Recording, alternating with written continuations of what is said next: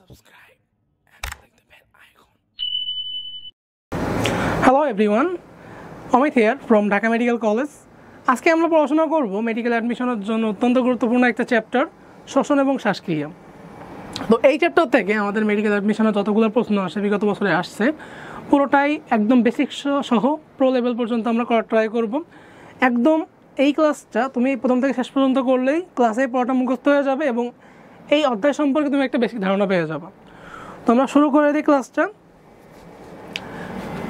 এবং যারা ক্লাসটা করতেছে একদম প্রথম থেকে শেষ পর্যন্ত করার ট্রাই করবে যাতে ক্লাসের পড়াটা ক্লাসেই মুখস্থ হয়ে যায়, তোমাকে এটার জন্য এক্সট্রা কোনো সময় দেওয়ার প্রয়োজন না হয়।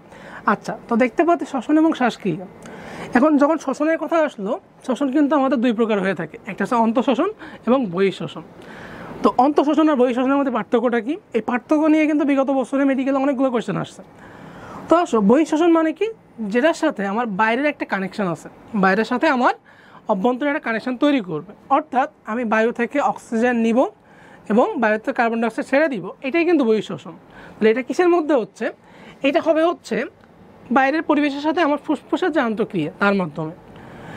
এবং অন্তঃশ্বসন যেটা, আমাদের এখানে অন্তঃশ্বসন নিয়ে মূলত অন্তঃশ্বসনটা আমরা আলোচনা করছি আমাদের যে বিজ্ঞান প্রথম পত্রের 9 অধ্যায়ে, এবং এখানে আমরা মূলত বহিঃশ্বসন নিয়ে পড়াশোনা করব। আচ্ছা, তো অন্তঃশ্বসনে কী হয়? তাপ এবং শক্তি উৎপন্ন হয়। যে শ্বসনের মাধ্যমে তাপ এবং শক্তি উৎপন্ন হয় সেটাকে বলছি আমরা অন্তঃশ্বসন, এবং এইটার ফলে তোমার যে অক্সিজেন এবং কার্বন ডাইঅক্সাইড এক্সচেঞ্জ হবে এটাই কিন্তু বহিঃশ্বসন। তাহলে অক্সিজেন কার্বন ডাইঅক্সাইড এক্সচেঞ্জটা হচ্ছে ফুসফুসের মাধ্যমে, বায়ুতে যাচ্ছে, বায়ু থেকে আদান প্রদান হচ্ছে, এটাকে আমরা বহিঃশ্বসন বলছি। মূলত আমরা এখানে বহিঃশ্বসনটা শিখব। এখন যেহেতু বললাম তোমাদেরকে অন্তঃশ্বসন এবং বহিঃশ্বসনের কথা, ফার্স্টে আসে আমরা দুইটা একটা পার্থক্য পড়ে নিই। আমাদের এখান থেকে কোশ্চেন আসে অনেক বেশি যে অন্তঃশ্বসনের কোনটা প্রয়োজন হয় বা কোনটা সঠিক, অথবা বহিঃশ্বসনে কোনটা দরকার আছে বা দরকার নাই। তো আসো, বহিঃশ্বসন যেটা বললাম জাস্ট ফুসফুস এবং আমাদের পরিবেশের মধ্যে একটা চেঞ্জ হচ্ছে, এখানে কিন্তু আমার কোনো এনজাইমের প্রয়োজন নাই, কোনো বাহ্যিক শক্তির প্রয়োজন নাই। কিন্তু যখনই আমি অন্তঃশ্বসনে যাব, অন্তঃশ্বসনে আমার 2-3টা স্পেসিফিক জিনিস দরকার হবে। যেমন একটা হচ্ছে আমার এখানে এনজাইমের প্রয়োজন পড়বে। তাহলে অন্তঃশ্বসনে কী কী লাগবে এক্সট্রা? অন্তঃশ্বসনে এক্সট্রা লাগবে হচ্ছে এনজাইম লাগবে, এবং এখানে বিপাকীয় শক্তির প্রয়োজন হবে, বিপাকীয় শক্তির প্রয়োজন হবে। মানে অন্তঃশ্বসনে আমার এনজাইম প্রয়োজন আছে, বিপাকীয় শক্তির প্রয়োজন আছে, কিন্তু যখন বহিঃশ্বসন করবে তখন কিন্তু এই দুটোর একটারও প্রয়োজন নাই। সো আমাদের কিন্তু এই ধরনের কোশ্চেন মেডিকেলে আসে যে কোনটা অন্তঃশ্বসনের ক্ষেত্রে সঠিক, কোনটা বহিঃশ্বসনের ক্ষেত্রে সঠিক বা সঠিক নয়, এইগুলো থেকে হিউজ কোশ্চেন এসে থাকে। আচ্ছা, তো চলো আমরা পরবর্তীতে যাই। এখন কথা হচ্ছে যখনই আমি পড়তে যাব বহিঃশ্বসন সম্পর্কে, আমার ফার্স্টে জানা লাগবে আমাদের শ্বসনতন্ত্র এটা কী কী নিয়ে গঠিত এবং এটার মধ্যে কী কী অংশ আছে। তো আমাদের শ্বসনতন্ত্র যেটা হিউম্যান রেসপিরেটরি সিস্টেম, এইটার প্রধান অঙ্গ হচ্ছে আমাদের ক্ষেত্রে ফুসফুস। এখন আসো, যে আমাদের ক্ষেত্রে যখন ফুসফুস বললাম, একটা কোয়েশ্চেন সাথে সাথে চলে আসে যে আমাদের ক্ষেত্রে ফুসফুস। এখন এই রিলেটেড কোয়েশ্চেন কিন্তু আরও অনেকগুলো আছে। যখন তুমি মেডিকেলের জন্য পড়তে যাবা তোমার কিন্তু টাইমটা খুবই কম, কিন্তু হিউজ সিলেবাস। আমরা জানি প্রতি বছরই ফুল সিলেবাসে হয়, সেটা এসএসসিতে ফুল সিলেবাস থাকুক আর না থাকুক। তো যখন হিউজ সিলেবাস আমি মুখস্থ রাখতে যাবো তখন কিন্তু আমাকে একটু রিলেট করে পড়তে হবে। যেমন আমরা এখানে বললাম যে আমাদের শ্বসনাঙ্গ হচ্ছে ফুসফুস, প্রধান শ্বসনাঙ্গ। মাছের ক্ষেত্রে কোনটা? মাছের ক্ষেত্রে ফুলকা। একই সাথে চলে আসে কি, যে ঘাসফড়িংয়ের প্রধান শ্বসনাঙ্গ কোনটা? ঘাসফড়িংয়ের প্রধান শ্বসনাঙ্গ হচ্ছে শ্বাসনালী বা ট্রাকিয়া, শ্বাসনালী বা ট্রাকিয়া। তাহলে শ্বাসনালী বা ট্রাকিয়া হচ্ছে ঘাসফড়িংয়ের প্রধান শ্বসনাঙ্গ। যারা ক্লাসটা করতে বসছো তোমরা এক্ষুনি খাতা এবং মাথা নিয়ে রেডি হয়ে যাও। প্রতিটা কথাই যখন বলবো খাতা এবং মাথা উভয় জায়গায় কিন্তু টুকে নিতে হবে জিনিসটা, যাতে আমাদের এইখানতেই পড়াটা পুরোপুরি মুখস্থ হয়ে যায়। সো আমরা কি বললাম, ঘাসফড়িংয়ের ক্ষেত্রে প্রধান শ্বসননালী, প্রধান শ্বাসনালী হচ্ছে প্রধান শ্বসনাঙ্গ। আচ্ছা, মাছের ক্ষেত্রে ফুলকা এবং আমাদের ক্ষেত্রে ফুসফুস।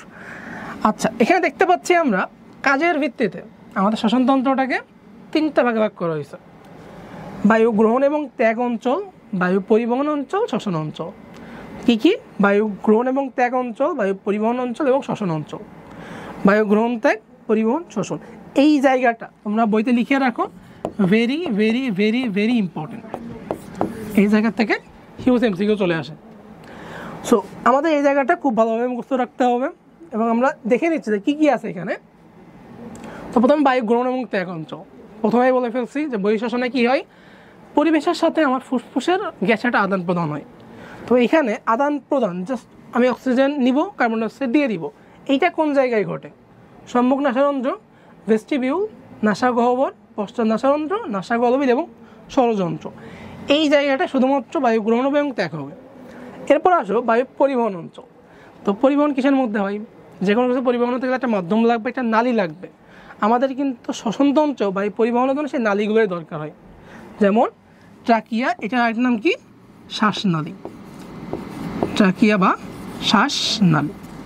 তারপর ব্রঙ্কাস, প্রান্তীয় ব্রঙ্কিওল। ব্রঙ্কিওল পর্যন্ত, ব্রঙ্কিওল দুইটা ভাগে ভাগ করা হয়েছে, প্রান্তীয় ব্রঙ্কিওল, শ্বসন ব্রঙ্কিওল।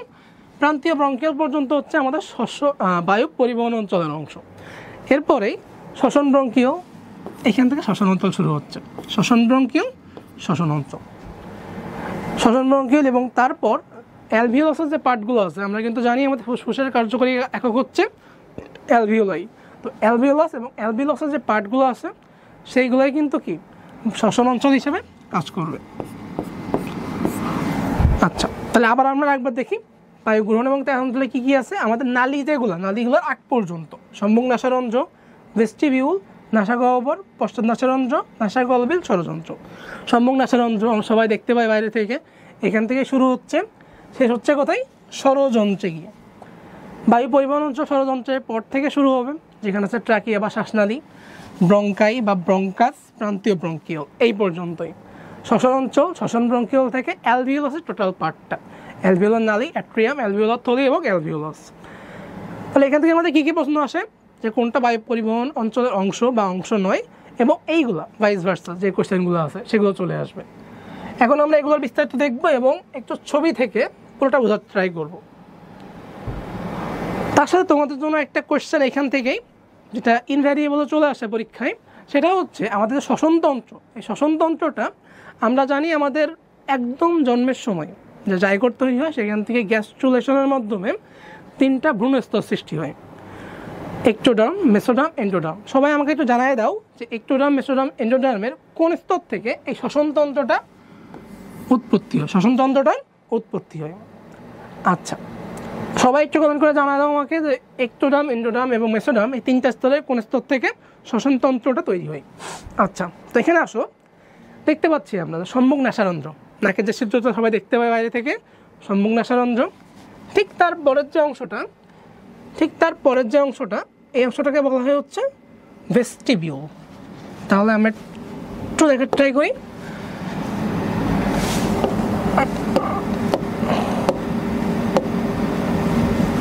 আচ্ছা, এই হচ্ছে সম্মুখ নাসারন্ধ্র। ঠিক তার পরের অংশটা হচ্ছে ভেস্টিবিউল। ভেস্টিবিউলের পর যে গর্তটা আছে এটা হচ্ছে নাসা গহ্বর। গর্ত মানে কি? গহ্বর একটা। ঠিক তারপর যে জায়গা দিয়ে নাসারন্ধ্রটা বা নাসা গহ্বরটা শেষ হচ্ছে এটাকে বলবো আমরা পশ্চাৎ নাসারন্ধ্র। পশ্চাৎ নাসারন্ধ্রের পর আছে নাসা গলবিল। নাসা গলবিলের পর আমাদের এই যে জায়গাটা, এইটা হচ্ছে সেই ষড়যন্ত্র, বা এটাকে আমরা আরেক নামে রাখি ল্যারিংস। ইংলিশে বললে ল্যারিংস, বাংলা ইংলিশ কিন্তু আমাদের মেডিকেলে এখন ইনভ্যারিয়েবলি মিক্স করে চলে আসে। সো বাংলা ইংলিশ দুইটা টার্মই তোমরা মনে রাখার ট্রাই করবা। আচ্ছা, তারপরে কি আছে? এই যে নালী সদৃশ, এটা হচ্ছে শ্বাসনালী বা ট্রাকিয়া। ট্রাকিয়াটা 2 ভাগ হয়ে 2টা ফুসফুস আছে, 2টা ফুসফুসে চলে গেছে। এরপর এইটা আরও ভাগ হয়ে, দেখতে পাচ্ছ তোমরা এখানে, এইটা 2 ভাগে ভাগ হয়ে গেছে, এইটা এখানে 3 ভাগে ভাগ হয়ে গেছে। তো এই ভাগ হয়ে গেল, এগুলোকে বলতেছি আমরা ব্রঙ্কিও। এগুলোকে কি বলতেছে? এগুলোকে বলছে ব্রঙ্কিও। তাহলে ট্রাকিয়া, ব্রঙ্কাস, ব্রঙ্কিও। এই ব্রঙ্কিওগুলো আরও অনেকগুলো ভাগ হয়ে আমাদের শেষ প্রান্তে একদম যে অ্যালভিওলাই বা অ্যালভিওলাস তৈরি করবে। এটা কিন্তু টোটাল অ্যাজ এ হোল আমাদের শ্বসনতন্ত্রের গঠন। তো প্রতিটা আমরা এখন কিছু বিস্তারিত বা কিছু কথা পড়বো এখান থেকে। আচ্ছা, তো কী কী আছে এখানে আমাদের একটু ডেসক্রিপশন পড়বো। সম্মুখ নাসারন্ধ্র, সম্মুখ নাসারন্ধ্রের মাঝখানে একদম 2টা যে নাসারন্ধ্র আমাদের, 2টার মাঝখানে কী থাকে? একটা নেজাল সেপ্টাম থাকে। 2টা সম্মুখ নাসারন্ধ্রের মাঝখানে নেজাল সেপ্টাম থাকে। আচ্ছা, তারপর কি আছে? তারপর আছে ভেস্টিবিউল। ভেস্টিবিউল তোমার মনে রাখবা, ভতে ভেস্টিবিউল, ভতে ভেজাল দূর করে। তো ভেস্টিবিউল আমাদের যখন আমরা শ্বাস নিই আমরা জানি যে বাংলাদেশে আবহাওয়া কিন্তু অনেকটা পলিউটেড। তো ধুলাবালি অহরহ আমরা রাস্তা দিয়ে যখন যাচ্ছি তখন ধুলাবালি আমাদের নাকের মধ্যে যাচ্ছে। এই ধুলাবালিটা আমাদের নাকের মধ্যে যাওয়ার সময় যাতে ভিতরে চলে না যায় এই ভেজালটাকে দূর করার জন্য ভেস্টিবিউল কাজ করে। তো এটা কী করে? ছাঁকনির মতো কাজ করে, এই ভেজালগুলোর থেকে ছাঁকনির মতো কাজ করে। তারপর আছে নাসা গহ্বর। এই জায়গাটা তোমরা একটু লিখে রাখবা, ভেরি ভেরি ইম্পর্টেন্ট। সেটা হচ্ছে অলফ্যাক্টরি কোষ থাকে। অলফ্যাক্টরি কোষ কোথায় থাকে? নাসা গহ্বরে থাকে। এখন আসো অলফ্যাক্টরি কোষটা বেশি ইম্পর্টেন্ট কেন? আমরা কিন্তু যখন সমন্বয় নিঃসরণ পড়বো দেখবো আমাদের 1 নম্বর করোটিক স্নায়ু হচ্ছে অলফ্যাক্টরি স্নায়ু। এই অলফ্যাক্টরি স্নায়ু বা অলফ্যাক্টরি কোষ এটা থাকে হচ্ছে নাসা গহ্বরের মধ্যে, এবং এই অলফ্যাক্টরি কোষটাই কিন্তু আমাদের ঘ্রাণ গ্রহণে, সেটা সুগন্ধ হোক বা দুর্গন্ধ হোক, ঘ্রাণ গ্রহণের জন্য সাহায্য করে। তাহলে ঘ্রাণ গ্রহণে সাহায্য করে কোনটা? অলফ্যাক্টরি কোষ। কোথায় থাকে? নাসা গহ্বরে। ওকে, আর কি থাকবে? আর এখানে মিউকাস থাকবে, মিউকাস ক্ষরণকারী কোষ থাকবে, এবং সিলিয়া থাকবে। আমরা কিন্তু দুইটা ওয়ার্ড পড়ছি, সিলিয়া এবং ফ্লাজেলা। দুইটাই আমাদের ভিতরে যে কোনো জীবাণুতে প্রবেশ করে বা প্রকৃতিতে প্রবেশ করে এগুলো মুভমেন্টের জন্য কাজ করে, সেগুলো চলাচলের জন্য কাজ করে। ফ্লাজেলাটা কী করে? ডিরেক্ট মানে বেশি দূরত্ব বা বেশি মুভমেন্টের জন্য কাজ করে। এটা আমরা দেখতে পাই ব্যাকটেরিয়ার ক্ষেত্রে। ব্যাকটেরিয়ার ক্ষেত্রে ফ্লাজেলা যুক্ত, ফ্লাজেলা বিহীন এইগুলো আছে। কিন্তু আমাদের শ্বাসনালীতে কিন্তু ফ্লাজেলা থাকবে না। কি থাকবে সেখানে? সিলিয়া থাকবে। শ্বাসনালীতে সিলিয়া থাকবে, মিউকাস থাকবে এবং অলফ্যাক্টরি কোষ থাকবে। এটা ভেরি ভেরি ভেরি ইম্পর্টেন্ট। আচ্ছা, অলফ্যাক্টরি কোষ ঘ্রাণ উদ্দীপনা গ্রহণে সাহায্য করে। ওকে, এরপর হচ্ছে পশ্চাৎ নাসারন্ধ্র। এখান থেকে তেমন কিছুই নাই। পশ্চাৎ নাসারন্ধ্রের অপর নাম হচ্ছে কুয়ানা। নাসা গলবিল, নাসা গলবিল এটাও আমাদের খুব বেশি ইম্পর্টেন্ট না। এরপর আসো সবচেয়ে বেশি ইম্পর্টেন্ট যারা এখান থেকে, স্বরযন্ত্র বা ল্যারিংস। স্বরযন্ত্র বা ল্যারিংস, এই স্বরযন্ত্র বা ল্যারিংসের মধ্যে, আচ্ছা এটা কি অস্থি দিয়ে তৈরি না তরুণ অস্থি দিয়ে তৈরি? স্বরযন্ত্র কিন্তু তরুণ অস্থি দিয়ে তৈরি। আমরা যখন 206টা হাড়ের নাম পড়বো তখন কিন্তু কখনো এখানে স্বরযন্ত্র বা এই রিলেটেড কোনো নাম পাবো না। তাহলে এইটা কি? এটা তরুণ অস্থি নির্মিত অংশ। স্বরযন্ত্রের মধ্যে কয়েকটা তরুণ অস্থি আছে, এখানে লেখা আছে কয়েকটা তরুণ অস্থি। আলিম স্যারের বইতে এখানে দেওয়া আছে 6 ধরনের 9টা তরুণ অস্থি। এক্সট্রা ইনফরমেশন হিসেবে তোমরা লিখে রাখতে পারো, এটা 6 ধরনের 9টি তরুণ অস্থি। কয়টা? 9টা। কত ধরনের? 6 ধরনের। 6 ধরনের 9টা তরুণ অস্থি আছে এখানে, যেমন থাইরয়েড, ক্রাইনয়েড, অ্যারিটিনয়েড। থাইরয়েড, ক্রাইনয়েড, অ্যারিটিনয়েড। এর মধ্যে থাইরয়েড সবচেয়ে বড় তরুণ অস্থি। থাইরয়েডটা কেমন? সবচেয়ে বড় তরুণ অস্থি। যদিও আমরা থাইরয়েড গ্রন্থের নাম শুনছি, এখন তো তোমাদের প্রথমবার পড়ার সময় মনে হতে পারে যে বইতে হয়তো টাইপিং মিস্টেক হয়ে গেছে, থাইরয়েড গ্রন্থি পড়ছে এখানে থাইরয়েড তরুণ অস্থি চলে আসছে। আসলে কিন্তু কোনো মিস্টেক হয়নি। সবচেয়ে বড় তরুণ অস্থি কোনটা? থাইরয়েড তরুণ অস্থি। এই থাইরয়েড তরুণ অস্থিটাই পুরুষদের ক্ষেত্রে গলার সামনে উঁচু হয়ে যায়। আমরা যেটা দেখতে পাচ্ছি উঁচু, এটাকে বলা হয় অ্যাডামস অ্যাপেল। এটাই হচ্ছে থাইরয়েড তরুণ অস্থি। আচ্ছা, তাহলে এটাকে অ্যাডামস অ্যাপেল বলা হয়। এবং এখানে একটা ঢাকনা হিসেবে, আমাদের ষড়যন্ত্রের উপর ঢাকনা হিসেবে থাকে এপিগ্লটিস। কেন দরকার ঢাকনাটা? এখন ধরো তুমি খাওয়া দাওয়া করতেছো, খাওয়া দাওয়া করতে করতে আমরা কিন্তু জানি যে আমাদের শ্বাসনালী এবং খাদ্যনালী সামনে পিছনে থাকে। তো যে কোনোভাবে আমার একটা খাবার শ্বাসনালীর মধ্যে চলে যেতে পারে, সেক্ষেত্রে কি অস্বস্তি তৈরি হবে এবং অনেক একটা দুর্ঘটনা ঘটে যেতে পারে। এটার জন্য এই যে ঢাকনা প্রয়োজন, সেই ঢাকনা হিসেবে থাকবে কে এখানে? এপিগ্লটিস বা উপজিহ্বা। এপিগ্লটিস আরেকটা নাম কি আছে? উপজিহ্বা। আচ্ছা, এরপর হচ্ছে আমরা তো শব্দ তৈরি করতেছি, শব্দ কি এমনি এমনি হবে? নিশ্চয়ই না, একটা কম্পন লাগবে, একটা তরঙ্গ সৃষ্টি হবে। সেই তরঙ্গ সৃষ্টিকারী কম্পনের জন্য এখানে কিছু স্বররজ্জু বা ভোকাল কর্ড থাকে। স্বররজ্জু বা ভোকাল কর্ড থাকে। তো এখানে লেখা আছে 6টা। আলিম স্যারের বইতে এটা লেখা আছে 2টা। আলিম স্যারের বইতে কর্ড লেখা আছে 2টা। 2টাই একসাথে লিখে রাখবো। আমার অপশানে এমসিকিউ তো যেটাই থাকবে আমি সেটাই অ্যান্সার করবো। আচ্ছা, স্বররজ্জুর টান বা স্লথন, অর্থাৎ টান বা রিল্যাক্সেশন, এই 2টা আমাদের যে শব্দ তৈরি, শব্দ তৈরি নিয়ন্ত্রণ করে। তাহলে স্বরযন্ত্রের মাধ্যমে কী হয়? শব্দ সৃষ্টি হয়। এপিগ্লটিস স্বরযন্ত্রের মুখ বন্ধ করে দেয় খাদ্য গ্রহণের সময়, যাতে কোনো খাদ্য স্বরযন্ত্রের মধ্যে প্রবেশ করতে না পারে। আই থিঙ্ক এটা বুঝতে পারছি। এই পর্যন্ত আমরা ক্লিয়ার সবাই, আমরা পারবো এবং সবাই কিন্তু আশা করি মুখস্থ হয়ে গেছে এই পর্যন্ত সবার। চলো আমরা পরবর্তীতে যাই।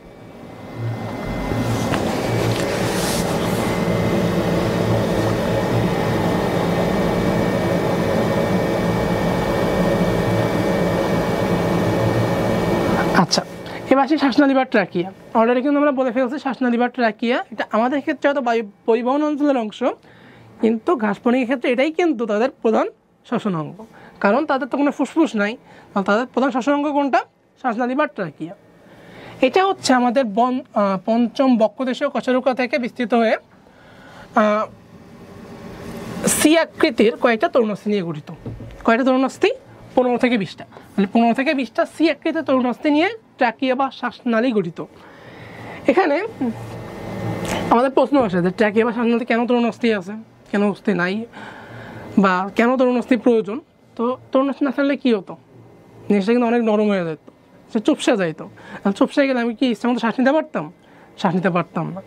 শ্বাস যাতে চুপসে না যায় এটা, এই জন্য এখানে কতগুলা 15 থেকে 20টা আমাদের সি আকৃতির তরুণাস্থি আছে। এখন আসো যে কথা সি আকৃতির তরুণাস্থি কেন? সি আকৃতি বলতে কেমন? এইভাবে সি আকৃতির অনেকগুলো তরুণাস্থি আছে সাজানো, এবং এই যে ট্রাকিয়া বা শ্বাসনালী এটা কিন্তু একদম পিছনে কি আছে? খাদ্যনালী আছে। এখন যখন আমরা খাবার খাই, কোনো নিমন্ত্রণ বাড়ি যায়, ধরো তোমার অনেক বেশি খাওয়া হয়ে গেছে, তুমি একটা অনেক তাড়াহুড়ো করে খাইতে যায় একটা বড় মাংসের টুকরা তুমি গিলে ফেলতে গেছো। তো যদি এখানে সি আকৃতির তরুণাস্থি না থাকতো, সামনে একটু ফাঁকা না থাকতো, জিনিসটা কেমন হয়? আমাদের এটা হচ্ছে সি আকৃতির তরুণাস্থি, এবং জাস্ট কিন্তু এটার পিছনেই কি থাকে? অন্ননালী থাকে বা ইসোফেগাস থাকে। তো যখন এটা মাংসের টুকরা বেঁধে যায় তখন কি করবে? এটা একটু প্রসারিত হবে, হয়ে ভিতরে চাপ দিবে। যদি না থাকতো তাহলে কী হইতো? চাপ দিতে পারতো না, ওটা কিন্তু ওইখানে আটকে যাইতো। তো চাপ দিবে, এবং এই জন্য দেখা যায় যখন তুমি বেশি খাওয়া দাওয়া করতেছো, তোমার অন্ননালীতে বেশি খাবার চলে যাচ্ছে, বেশি চাপ দিচ্ছে, তখন কিন্তু শ্বাস কিছুটা বন্ধ হয়ে যায়। এবং অনেক ক্ষেত্রে এমন ঘটনাও দেখা যায় বেশি খাওয়ার জন্য বা খাইতে গিয়ে অনেকে দম বন্ধ হয়ে মারা গেছে। এইটা যাতে না হয় এইটার জন্যই কিন্তু সি আকৃতির তরুণাস্থি থাকে এখানে।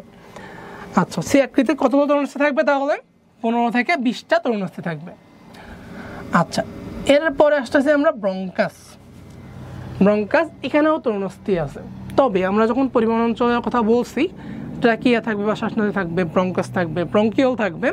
এখানে কিন্তু ট্রাকিয়ার মধ্যেও তরুণাস্থি আছে, ব্রঙ্কাসের মধ্যেও তরুণাস্থি আছে, কিন্তু ব্রঙ্কিওলের মধ্যে কোনো তরুণাস্থি নাই। কারণ ব্রঙ্কিওলগুলো কোথায়? ব্রঙ্কিওলগুলো থাকে হচ্ছে ফুসফুসের ভিতরে। এখন যখন দেখবা যে তোমরা গরু ছাগল জবাই দাও বা তো সেই ক্ষেত্রে কিন্তু যদি তুমি চেক করার ট্রাই করো যে গরু ছাগলের ফুসফুসটা নিয়ে আমরা একটু দেখবো যে ভিতরে শক্ত কিছু আছে কিনা, কারণ অস্থি বা তরুণাস্থি যে কোনোটা থাকলে তো কি একটু শক্ত হবে, তো তোমরা চেক করে দেখতে পারো সেখানে আসলে কোনো তরুণাস্থি থাকে কিনা। আমাদের ব্রঙ্কিওল কিন্তু তরুণাস্থি নির্মিত না, এটা তরুণাস্থিবিহীন। এইটাই তোমাকে এমসিকিউতে দিয়ে দেবে যে ব্রঙ্কিওল সম্পর্কে কোনটা সঠিক নয়। তাহলে ব্রঙ্কিওল কি? তরুণাস্থিবিহীন। ব্রঙ্কাস তরুণাস্থিযুক্ত। ওকে, এখন আমাদের টোটাল 2টা ফুসফুস আছে। 2টা ফুসফুসের ডান খণ্ডটা ভাগ হয়ে আমাদের যে ব্রঙ্কাস, ডান খণ্ড ভাগে 3 ভাগে ভাগ হবে, বাম খণ্ড 2 ভাগে ভাগ হবে। এগুলো আমরা একটু পরে আলোচনায় আসবো যে কোনটা ভাগ হয়ে কোথায় যাচ্ছে। এখন আসো শ্বসন অঞ্চল। শ্বসন ব্রঙ্কিওল থেকে শুরু হয়ে তারপরে কিন্তু ফুসফুসে ঢুকে যাবে। ফুসফুসের যে অ্যালভিওলার নালী, অ্যাট্রিয়াম, অ্যালভিওলার থলি, অ্যালভিওলাস, এইগুলোতে কী করবে? এইগুলোতে বিস্তৃত হবে।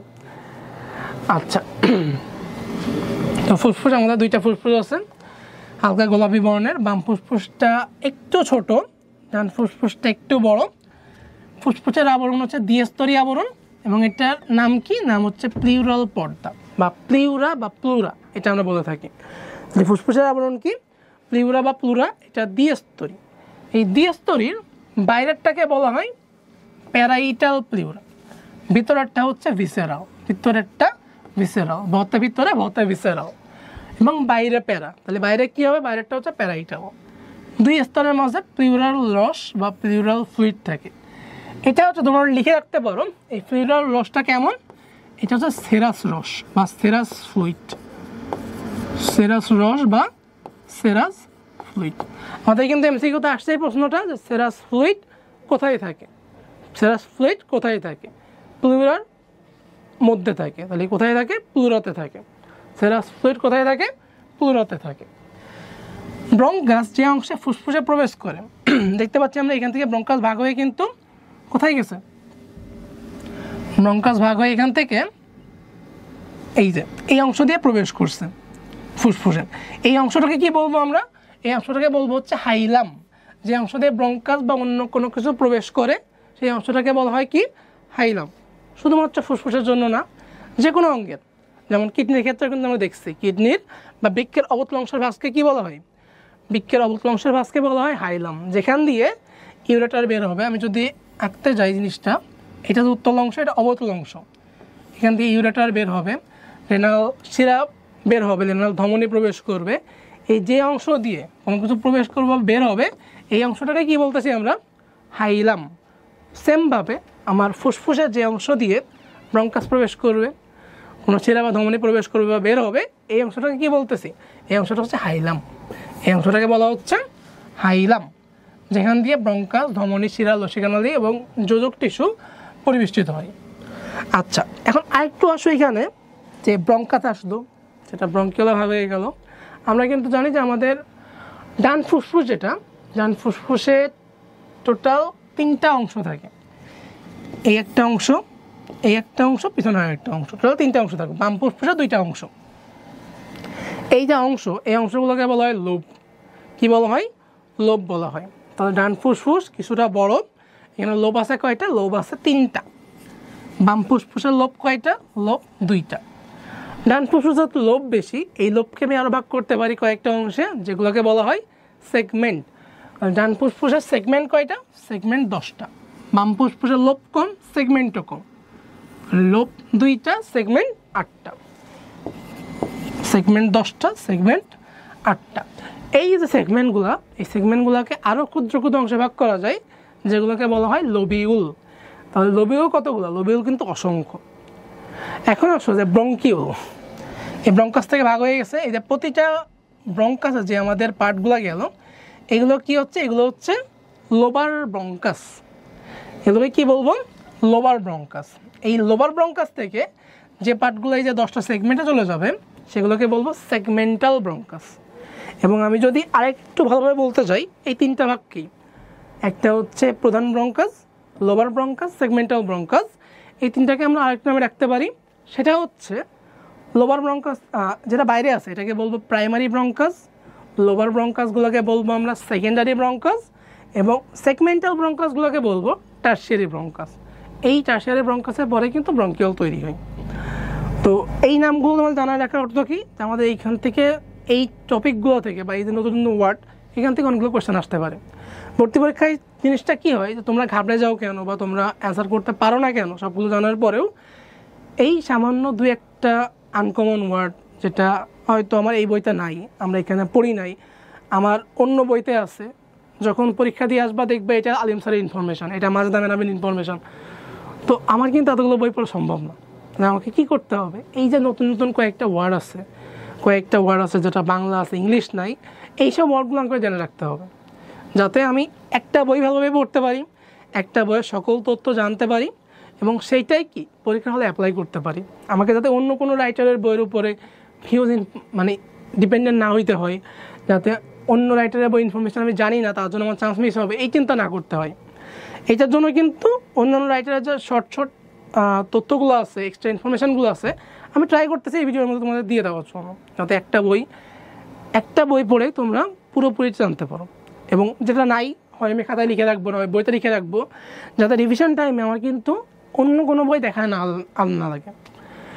আচ্ছা, তাহলে প্রাইমারি ব্রঙ্কাস বললাম, সেকেন্ডারি ব্রঙ্কাস বললাম, টার্সিয়ারি বা সেগমেন্টাল ব্রঙ্কাস বললাম।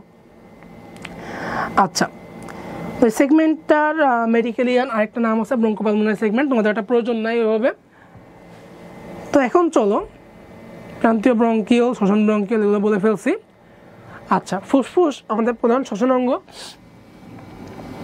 এটা বলে বলা হয়ে গেছে, এটার প্রধান কাজ কি, অক্সিজেন এবং কার্বন ডাইঅক্সাইড বিনিময় করা। আমরা কিন্তু এটাই বলছি, বহিঃশ্বসনের ক্ষেত্রে ফুসফুস প্রধান শ্বসন অঙ্গ, এবং এটার কাজ হচ্ছে অক্সিজেন এবং কার্বন ডাইঅক্সাইড বিনিময় করা।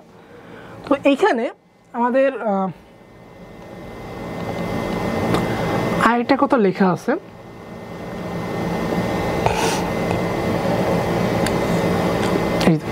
অ্যালভিওলাস হচ্ছে ফুসফুসের কার্যকরী একক, এবং এখানে আমাদের যে একদম নবজাতক, যার কেবলমাত্র জন্মগ্রহণ করছে, যে তার 20 মিলিয়ন অ্যালভিওলাস আছে, 8 বছরে 300 মিলিয়ন, এবং এটা যদি তোমার যারা পূর্ণবয়স্ক তাদের ক্ষেত্রে 480 এভারেজ এবং 274 থেকে 790 মিলিয়ন পর্যন্ত থাকতে পারে। এগুলোকে বলতাম অ্যালভিওলাই। এই অ্যালভিওলাইতে টোটাল 2 ধরনের কোষ আছে, একটা হচ্ছে টাইপ 1 কোষ, একটা টাইপ 2 কোষ। টাইপ 1 আর টাইপ 2 কোষ বইতে না থাকলে তোমরা লিখে নিতে পারো, টাইপ 1 এবং টাইপ 2 কোষ। এখন আসলে টাইপ 1 কোষের কাজ কি? টাইপ 1 কোষের কাজ হচ্ছে গ্যাসীয় বিনিময় করে। আমরা বললাম অক্সিজেন এবং কার্বন ডাইঅক্সাইড এক্সচেঞ্জ হচ্ছে, এই এক্সচেঞ্জের কাজটা করে হচ্ছে টাইপ 1 কোষ। এবং টাইপ 2 কোষের কাজ কি? টাইপ 2 কোষের কাছে সারফেক্টেন্ট গ্রহণ করে নেওয়া, সারফেক্টেন্ট গ্রহণ করা। সারফেক্টেন্ট সম্পর্কে তোমরা পরিচিত, এটা ডিটারজেন্টের মতো একটা পদার্থ যেটা কি করে, যেটা অ্যালভিওলাসকে চুপসে যেতে দেয় না। অ্যালভিওলাসকে কি করে? চুপসে যেতে দেয় না। আচ্ছা, তাহলে 2 ধরনের কোষ বললাম, টাইপ 1 টাইপ 2। টাইপ 1 এর কাজ কি? এটা অক্সিজেন এবং কার্বন ডাইঅক্সাইড বিনিময়ে সাহায্য করবে, এবং টাইপ 2 কোষটা সারফেক্টেন্ট গ্রহণ করবে, যার জন্য কিন্তু আমাদের অ্যালভিওলাসটা চুপসে যাচ্ছে না। আচ্ছা, আর কি কি আছে এখানে? আমাদের অ্যালভিওলাসের প্রাচীরে সেপ্টাল কোষ থাকে। সেপ্টাল কোষটা কি করবে? 2টা কোষকে পৃথক করে রাখবে, এবং এইটা থেকেই কিন্তু টাইপ 2 কোষের যে সারফেক্টেন্টটা ক্ষরণ হবে। আরেকটা তথ্য দেখতে পাচ্ছি আমরা এখানে, অ্যালভিওলাসের প্রাচীরে ফ্যাগোসাইটোসিস এর জন্য ফ্যাগোসাইটিক কোষ থাকে, যেটাকে বলি আমরা অ্যালভিওলার ম্যাক্রোফেজ। তো যেহেতু এই টপিকটা পাইলাম ম্যাক্রোফেজের কথা, আমাদের কিন্তু প্রতিটা অঙ্গেই ম্যাক্রোফেজ আছে, যারা ফ্যাগোসাইটোসিস করে বিভিন্ন জীবাণু প্রবেশ করলে সেগুলোকে ধ্বংস করে দেয়। তো তোমরা একটু আমাকে বলো তো যে মস্তিষ্কের ক্ষেত্রে যে ফ্যাগোসাইটোসিসটা আছে সেটার নাম কি? আমরা অলরেডি পরিচিত যে যকৃতের যে ম্যাক্রোফেজ, এটাকে বলা হয় হচ্ছে যকৃত, কুফার কোষ বা কাফফার কোষ, কুফার বা কাফফার কোষ,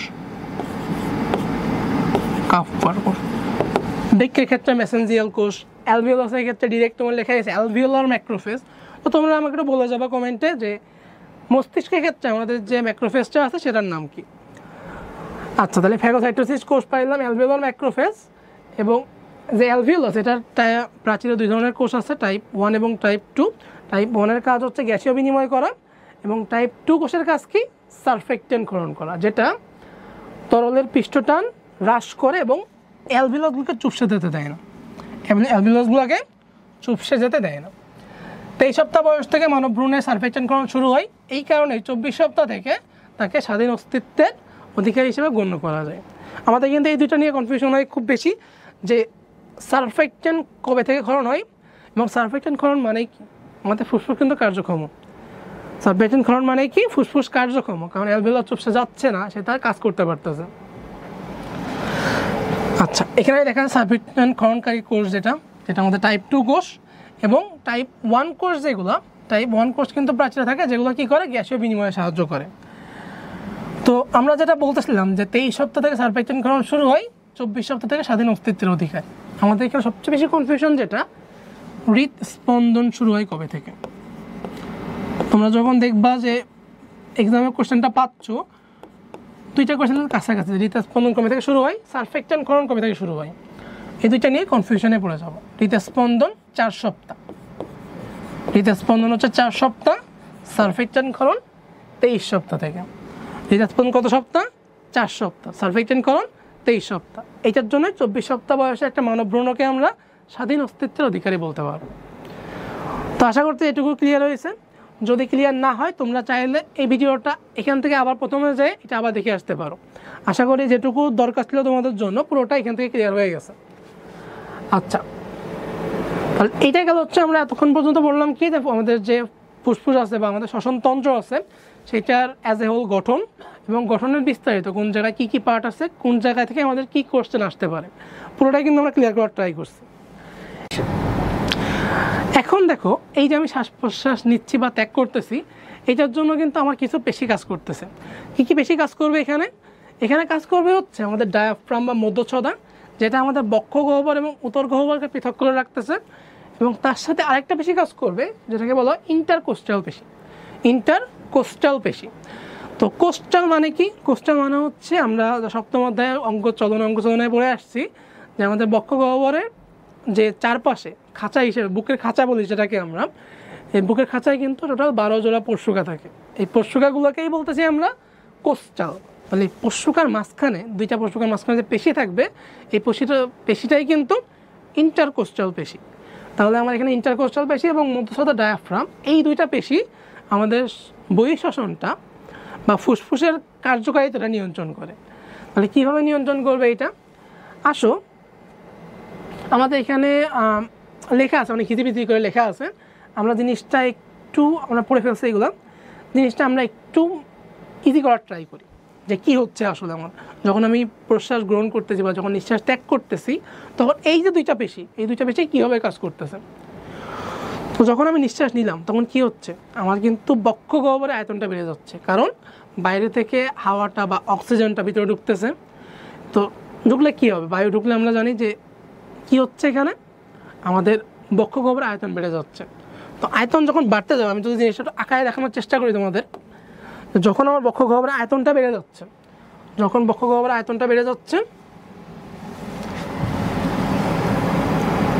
যখন আয়তনটা বেড়ে যাচ্ছে তখন কি হচ্ছে, ধরলাম এই হচ্ছে আমার ফুসফুস, এবং আমি যদি একটা টু ডাইমেনশনাল করতে চাই, টু ডাইমেনশনাল ছবি আঁকতে চাই, এই হচ্ছে ফুসফুস। তাহলে যখন ফুসফুসের আয়তন বাড়বে তখন কি হবে, এটা উপরের দিকে কিছুটা প্রসারিত হবে, নিচের দিকে কিছুটা প্রসারিত হবে। এখন আমরা কি জানি, আমাদের যে বক্ষ গহ্বর উদর গহ্বরের মাঝখানে ডায়াফ্রামটা আছে, ডায়াফ্রামটা কিন্তু এইরকম ছাতার মতো হয়ে থাকে। তো যখন ছাতার মতো থাকতেছে তখন কি একটু উপরের দিকে ওঠানো না, আমি কি করব, সুন্দর মতো এটাকে টেনে নিচে নামাই দিব। এখন এইভাবে ছিল, আমি যখন টেনে নিচে নামাই যাবো তখন কি হচ্ছে, তারা কিন্তু সংকুচিত হয়ে যাচ্ছে। ডায়াফ্রাম কি হচ্ছে, এইভাবে ছিল, যখন টেনে আমি লম্বা করতে তখন কি সংকুচিত হয়ে যাচ্ছে, অর্থাৎ নিচে নেমে আসতেছে। সেমভাবে আমি যদি ইন্টারকোস্টাল যে পেশিগুলো সেগুলোকেও সংকুচিত করি তাহলে কী হবে, প্রশুকাগুলো কী করবে, উপরে টান দিবে আস্তে আস্তে। অর্থাৎ যদি সংকুচিত করি তাহলে কী হবে, উপরে উঠে যাবে।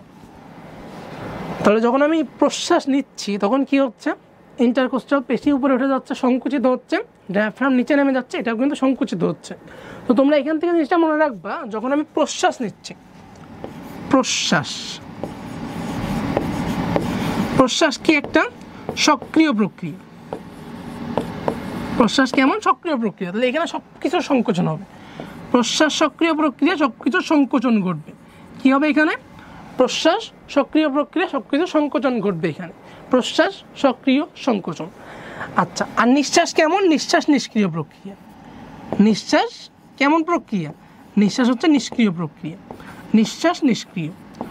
তাহলে এখানে কি সবগুলো সংকোচন হবে, সংকোচন কিছু হবে না। তাহলে কী হবে, সবগুলোর স্লথন হবে বা রিল্যাক্সেশন হবে, সবগুলো রিল্যাক্স হয়ে যাবে। তাহলে এখানে সংকোচন হবে না। তাহলে প্রশ্বাস সক্রিয়, সংকোচন, নিঃশ্বাস নিষ্ক্রিয়, সংকোচন হবে না, প্রসারণ ঠিক বলা যায় না, এটা কী হবে, রিল্যাক্স করবে, স্লথন হবে এদের। এই জিনিসগুলো কিন্তু আমার এখানে একটু হিজিবিজি টাইপের করে লেখা আছে। তোমরা এইটুকু মনে রাখতে পারলে তোমাদের যে টাইপের এমসিকিউ আসুক এখান থেকে সবগুলো তোমরা অ্যান্সার করতে পারবো। তো আই থিঙ্ক এটা বুঝতে পারলে তোমরা কমেন্টে এখনই জানাই দিবা, এবং যদি কোনো প্রবলেম থাকে এটা বুঝতে তোমরা কিন্তু কমেন্টে লিখতে পারো। জিনিসটা যদি তোমাদের কোনো প্রবলেম থাকে আমি আরেকবার ট্রাই করবো ক্লিয়ার করে দেওয়ার জন্য, এবং যদি একবার দেখে বুঝতে না পারো তোমরা চাইলে এটা 2-3 বার দেখতে পারো বারবার করে, যাতে আমাদের বুঝতে আরও ক্লিয়ার হয়। আচ্ছা, এখন আসো যে আমরা এগুলো বলে ফেলছি, অলরেডি পড়া হয়ে গেছে, শ্বসনতন্ত্রের কাজটা কি, আমাদের শ্বসনতন্ত্রের কাজ বা ফুসফুসের কাজ যেটা। প্রথম কথাই কি, শ্বসনের সময় অক্সিজেন এবং কার্বন ডাইঅক্সাইড বিনিময় হয়। ওকে ফাইন, শক্তি উৎপাদন হবে, আমরা অন্তঃশ্বসনে পড়ছি যে যখন অক্সিজেনটা ভিতরে যাবে, কোষে যাবে, কোথায় অন্তঃশ্বসন হবে, সেখান থেকে শক্তি তৈরি হয়। তোমরা বোটানি 9 অধ্যায় এটা বিস্তারিতভাবে পড়ছো, এটা নিয়ে বলার কিছু নাই।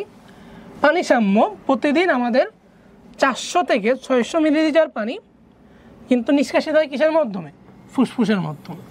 যেটা আমরা নিঃশ্বাস ত্যাগ করি, সেই নিঃশ্বাসের মাধ্যমে প্রতিদিন আমাদের দেহ থেকে 400 থেকে 600 মিলিলিটার পানি দেহ থেকে বেরিয়ে যায়। আচ্ছা, তাপ নিয়ন্ত্রণ, নিঃশ্বাসের সময় যে কার্বন ডাইঅক্সাইড দেহ থেকে বেরোয় যায়, এর মাধ্যমে কি তাপ নির্গত হয়, আমাদের দেহের তাপমাত্রা বজায় থাকে। কারণ আমরা কি জানি, শ্বসনের ফলে আমাদের কিন্তু তাপ তৈরি হয়। শ্বসনের ফলে কী কী তৈরি হয়, তাপ তৈরি হয়, কার্বন ডাইঅক্সাইড তৈরি হয়, এগুলো তৈরি হয়। তাহলে কার্বন ডাইঅক্সাইড এবং তাপ দেহ থেকে বের হয়ে যাবে। অ্যাসিড ক্ষারের ভারসাম্যর জন্য ফুসফুস কাজ করে। এখন আসলে আমাদের এখান থেকে আরও কিছু রিলেটেড কোয়েশ্চেন দিয়ে বলতে চাই যে অ্যাসিড ক্ষারের ভারসাম্যকে রক্ষা করতেছে ফুসফুস করতেছে। যদি তোমাকে প্রশ্ন করা হয় যে আমাদের দেহের কোন অঙ্গ অ্যাসিড ক্ষারের ভারসাম্য রক্ষা করে, প্রথম কথায় আসবে হয় ফুসফুস, না হলে এর আরেকটা অপশান আছে, সেটা হচ্ছে বৃক্ক।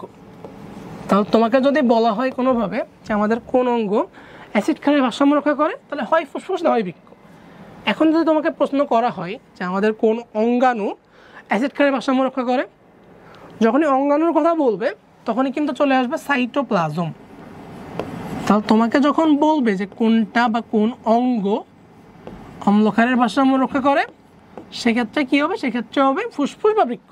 যখন অঙ্গ বলবে ফুসফুস বা বৃক্ক, যেটা অপশন থাকবে সেটাই। যখন বলবে আমাকে অঙ্গাণু, তখন যাবো কোথায়? সাইটোপ্লাজমে। সেমভাবে কোন অঙ্গ যদি পিএইচ নিয়ন্ত্রণ বলে, সেম কথা, ফুসফুস নয় বৃক্ক। বাট যখন পিএইচের কথা আসবে এখানে, তোমাকে যদি বলা হয় কোন অঙ্গাণু পিএইচ রক্ষা করে, সেটা কিন্তু কোষ গহ্বর বা সেল ভ্যাকিউল। আমরা বাংলাটা পড়ি, ইংলিশটা পড়ি না, বাংলা ইংলিশ দুইটাই কিন্তু ঘুরে ফিরে তোমার কোয়েশ্চেনে চলে আসে। তুমি যদি প্রশ্নগুলো দেখো, একটু দেখতে পাবো বাংলা ইংলিশ দুইটাই ঘুরে ফিরে চলে আসতেছে। এখন তুমি যদি এটা বলো যে আমার অজুহাত এই বইতে নাই, অন্য কোনো বইতে আছে, তুমি আমাকে বলো তো যে ভর্তি পরীক্ষার সময় তোমার অজুহাত কোনো কাজ করবে? জীবনে এমন কিছু সিচুয়েশন আসে আমাদের, যখন দেখবা যে অজুহাত আমি দিচ্ছি, হয়তো কারোর সিম্প্যাথি পাবো, মানুষ আমাকে দেখে বলবে দুইবার আহারে তোমার অনেক কষ্ট, তুমি অনেক কিছু মিস করে ফেলছো, বাট আলটিমেটলি তোমার কিন্তু এখানে লাভ নাই কোনো। তো জীবনে উন্নতি করতে চাইলে কখনো অজুহাত দেওয়া যাবে না। তাই যখন পড়াশোনা করতেছে একটা চ্যাপ্টার, আমাকে পুরোপুরি বেসিক সহ যে একটা বাংলা পড়ছি, ঠিক আছে, পাশে ইংলিশটা লেখা আছে, আমি ইংলিশটা দেখে নিই একবার। তাহলে যখন আমাকে বললো পিএইচ নিয়ন্ত্রণ, অঙ্গ বললে ফুসফুস বা বৃক্ক, অঙ্গাণু বললে কোষ গহ্বর বা সেল ভ্যাকিউল, অঙ্গাণু বললে কোষ গহ্বর বা সেল ভ্যাকিউল। সেমভাবে একই সাথে হ্যাঁ একটা কথা বলতে পারি, এখানে কোনটি অম্লক্ষারের ভারসাম্য রক্ষা করে বা আমাদের পিএইচ নিয়ন্ত্রণ করে বা বাফার হিসেবে কাজ করে? রক্ত। তাহলে একটা জায়গা থেকে কিন্তু আমরা অনেকগুলো কোয়েশ্চেন পড়ে ফেললাম যে অম্লক্ষারের ভারসাম্য, পিএইচ নিয়ন্ত্রণ, বাফার হিসেবে কাজ কে কে করে, কীভাবে করে। তো এখান থেকে আসলে কিন্তু আমি আশা করি তোমরা একটা কোয়েশ্চেনের অ্যান্সার আর ভুল করবা না। আচ্ছা, তারপর হোমিওস্ট্যাসিস। হোমিওস্ট্যাসিস মানে হচ্ছে একটা সাম্যাবস্থা। ধরো আমি আসি, এখন আমি যে অবস্থায় আছি সেই অবস্থায় যদি ভালো থাকি, সুস্থ থাকি, এটাই হচ্ছে হোমিওস্ট্যাসিস। এখন ধরো কোনোভাবে আমার দেহের কোনো একটা অঙ্গের কার্যক্রমে বিঘ্ন ঘটলো, তাহলে কী হবে? আমি কি সুস্থ থাকতে পারবো? আমি কিন্তু তখন সুস্থ থাকবো না, আর একটা অসুখ তৈরি হবে, রোগ সৃষ্টি হবে। এটাকেই বলো সাম্যাবস্থা বিঘ্নকরণ। আমার দেহের সাম্যাবস্থাটা বজায় থাকতেছে না। তাহলে হোমিওস্ট্যাসিস মানে কি? আমি যে অবস্থায় সুস্থ আছি, সুস্থ অবস্থাটা বজায় রাখা। আচ্ছা, কিছু উদ্বায়ী গ্যাস যেমন ক্লোরোফর্ম, ইথার, অ্যামোনিয়া, এগুলোকে ফুসফুস নিষ্কাশন করে, দূষিত পদার্থের প্রবেশ রোধ করে এবং হরমোন বা আয়নের ঘনত্ব নিয়ন্ত্রণ করে। হরমোন বা আয়নের ঘনত্বটা কি করে? নিয়ন্ত্রণ করে। আচ্ছা, ফুসফুস এগুলো আমরা পড়ছি। আচ্ছা, আরেকটা জিনিস চলে আসছে আমাদের। আচ্ছা, বহিঃশ্বসন অন্তঃশ্বসনের এটা আমরা বলে ফেলছি অলরেডি একবার। আরেকবার দেখো, বহিঃশ্বসনের ক্ষেত্রে কী হয়? রক্ত এবং পরিবেশের মধ্যে শ্বসন গ্যাসের যে বিনিময় ফুসফুসের মাধ্যমে, এটাই হচ্ছে বহিঃশ্বসন। এখানে এনজাইমের কোনো ভূমিকা নাই, পরিবেশ থেকে মুক্ত অক্সিজেন গ্রহণ করে শক্তি উৎপন্ন করে না। তাহলে বহিঃশ্বসনে কী করবে? কোনো শক্তি উৎপন্ন করবে না, জাস্ট অক্সিজেন গ্রহণ করবে, রক্ত এবং পরিবেশের মধ্যে একটা আন্তঃক্রিয়া ঘটবে, এখানে কোনো এনজাইমের ভূমিকা নাই। কিন্তু যখন আমি অন্তঃশ্বসনে যাব, তখন কী হবে? এখানে একটা জৈব রাসায়নিক প্রক্রিয়া, কিন্তু বহিঃশ্বসনের একটা ভৌত প্রক্রিয়া, যেটা দেহ কোষে এবং রক্তে সংঘটিত হয়। এখানে এনজাইমের ভূমিকা ব্যাপক, নির্দিষ্ট কোনো শক্তি উৎপন্ন হয়। জানি আমরা অন্তঃশ্বসনে শক্তি তৈরি হয়, সবার শ্বসনে 36 ATP, অবাধ শ্বসনে 2 ATP, শ্বসনে শক্তি তৈরি হচ্ছে, এটা কিন্তু অন্তঃশ্বসন। আচ্ছা, এরপর আসলে শ্বাস প্রশ্বাসের কার্যক্রম কীভাবে সংগঠিত হয়? আচ্ছা, এটা তো বলে ফেলছি আমরা অলরেডি, সংকোচন প্রসারণ কোনটার ক্ষেত্রে নিঃশ্বাসে কী ঘটবে, প্রশ্বাসে কী ঘটবে। তাহলে আমি কিন্তু অলরেডি এতটা পড়া আমরা অনেক ইজিলি শেষ করে ফেলছি। তাহলে কি পড়া অনেক বেশি? যারা তোমরা বলো যে বই দেখে ভাই এত পড়া, অত পড়া, এতটা কীভাবে মনে রাখবো, অতটা কীভাবে মনে রাখবো, আসলে কিন্তু আমাদের পড়া খুব বেশি না। জাস্ট আমার একটাই দরকার, পারফেক্ট ওয়েতে যাওয়া। পারফেক্ট ওয়েতে যখন যাইতে পারবো আমি, তখন কিন্তু আমার পড়াটা অনেক কমে আসবে। হিউজ। আমি যদি এই চ্যাপ্টারটা তোমাকে বলি, এখন তুমি আগে যতটা পড়তা, এখন কিন্তু আমার 50% নিচে নেমে আসছে পড়াটা। আচ্ছা, তো এখান থেকে আরেকটা কোয়েশ্চেন যেটা আমাদের এই বইতে নাই, সেটা হচ্ছে প্রশ্বাস বায়ুতে আমাদের অক্সিজেন থাকে কতটুকু? প্রশ্বাস বায়ু মানে কি? আমি কোথা থেকে অক্সিজেন নিচ্ছি? পরিবেশ থেকে নিচ্ছি। তাহলে তুমি চিন্তা করো যে পরিবেশে কতটুকু অক্সিজেন আছে। পরিবেশে অক্সিজেন আছে 20.94%। আমরা জানি রসায়নে পড়ে আসছে যে পরিবেশে অক্সিজেনের পরিমাণ 20.94%। সেটাই তো প্রশ্বাস বায়ুতে আমাদের অক্সিজেন থাকবে। তাহলে প্রশ্বাস বায়ুতে অক্সিজেন 20.9%। এবং কার্বন ডাইঅক্সাইড কতটুকু? প্রশ্বাস বায়ুতে কতটুকু কার্বন ডাইঅক্সাইড আছে? 0.04%। একটা বাচ্চাও জানে এটা। তুমি যদি মুখস্থ করতে যাও তখনই গুলাই ফেলবা, কিছু বুঝতে হবে আমাকে। প্রশ্বাস বায়ু মানে বায়ু থেকে নিচ্ছি, পরিবেশ থেকে নিচ্ছি। পরিবেশ থেকে কতটুকু আছে? পরিবেশে অক্সিজেন আছে 20.94%। এটাই প্রশ্বাস বায়ুতে অক্সিজেন। পরিবেশে কার্বন ডাইঅক্সাইড আছে 0.04%। এটাই নিঃশ্বাস বায়ুতে কার্বন ডাইঅক্সাইড। নিঃশ্বাস না, প্রশ্বাস বায়ুতে কার্বন ডাইঅক্সাইড। এখন আসলে নিঃশ্বাস বায়ুতে অক্সিজেন কতটুকু, কার্বন ডাইঅক্সাইড কতটুকু, এইটা আমাকে মুখস্থ করতে হবে। এখন তুমি যদি না বুঝো কী করবা? তুমি সুন্দরভাবে মুখস্থ করবা প্রশ্বাস বায়ুতে এত%, নিঃশ্বাস বায়ুতে এত%, পরে ঘুরে যাবে দুইটাই। তাহলে আমি একটাই মুখস্থ করবো এখন, নিঃশ্বাস বায়ুতে কতটুকু অক্সিজেন আছে, কতটুকু কার্বন ডাইঅক্সাইড আছে। অক্সিজেন অলওয়েজ বেশি থাকবে 13.7% অক্সিজেন, 5.2% কার্বন ডাইঅক্সাইড। সাথে সাথে এখনই পড়ছো, এখনই কমেন্টে লিখে ফেলো। সাথে সাথে তোমার বই খাতা থাকে সামনে, বই খাতাও লিখে ফেলতে পারো জিনিসটা। ওকে, আশা করি এই পর্যন্ত আমরা ক্লিয়ার। আচ্ছা, শ্বাসক্রিয়া একটা ছন্দময় ক্রিয়া, যেটা আমাদের পূর্ণবয়স্ক ক্ষেত্রে 14 থেকে 18 বার হয়, এবং তোমাদের মতো নবজাতকদের ক্ষেত্রে এইটা প্রতি মিনিটে 40 বার সংঘটিত হবে। কারণ নবজাতকদের কী হয়? শ্বসনের হারটা দ্রুত হয়, কারণ তাদের বৃদ্ধিটা দ্রুত, বিপাকীয় শক্তি বেশি দরকার, এজন্য শ্বসন হারটাও দ্রুত হবে যাতে বেশি শক্তি উৎপন্ন হয়। কারণ নবজাতকদের কথা মনে থাকবে 40 বার, কারণ বিপাকীয় শক্তি বেশি প্রয়োজন, শ্বসন হারটা বেশি থাকবে। আমাদের ক্ষেত্রে বিপাকীয় শক্তি অত বেশিও প্রয়োজন নাই, একটু কম হবে। কত? 14 থেকে 18। কী বলছে? প্রাপ্তবয়স্ক। 18 বছর বয়সের পর তুমি প্রাপ্তবয়স্ক, তাহলে 14 থেকে 18 বার। 14 থেকে 18 বার চাইলেও তুমি বলতে পারবো না এখন জিনিসটা। ওকে, প্রশ্বাস নিঃশ্বাসের পার্থক্য একটা চক থেকে আমরা জানি এখন বেশি কোশ্চেন চলে আসে যে কোনটা সম্পর্কে সঠিক, কোনটা সঠিক নয়, এটা আমরা পড়ে নিব। এখন আসো কিছু extra information. Tidal volume. Tidal volume মানে কি? প্রতিটা নিঃশ্বাস বা প্রশ্বাসের সময় কতটুকু অক্সিজেন বা কতটুকু বায়ু ফুসফুস থেকে বেরোচ্ছে বা আমি ফুসফুসে প্রবেশ করাচ্ছি, এইটা হচ্ছে টাইডাল ভলিউম। টাইডাল ভলিউম মানুষের ক্ষেত্রে, আমাদের ক্ষেত্রে কত?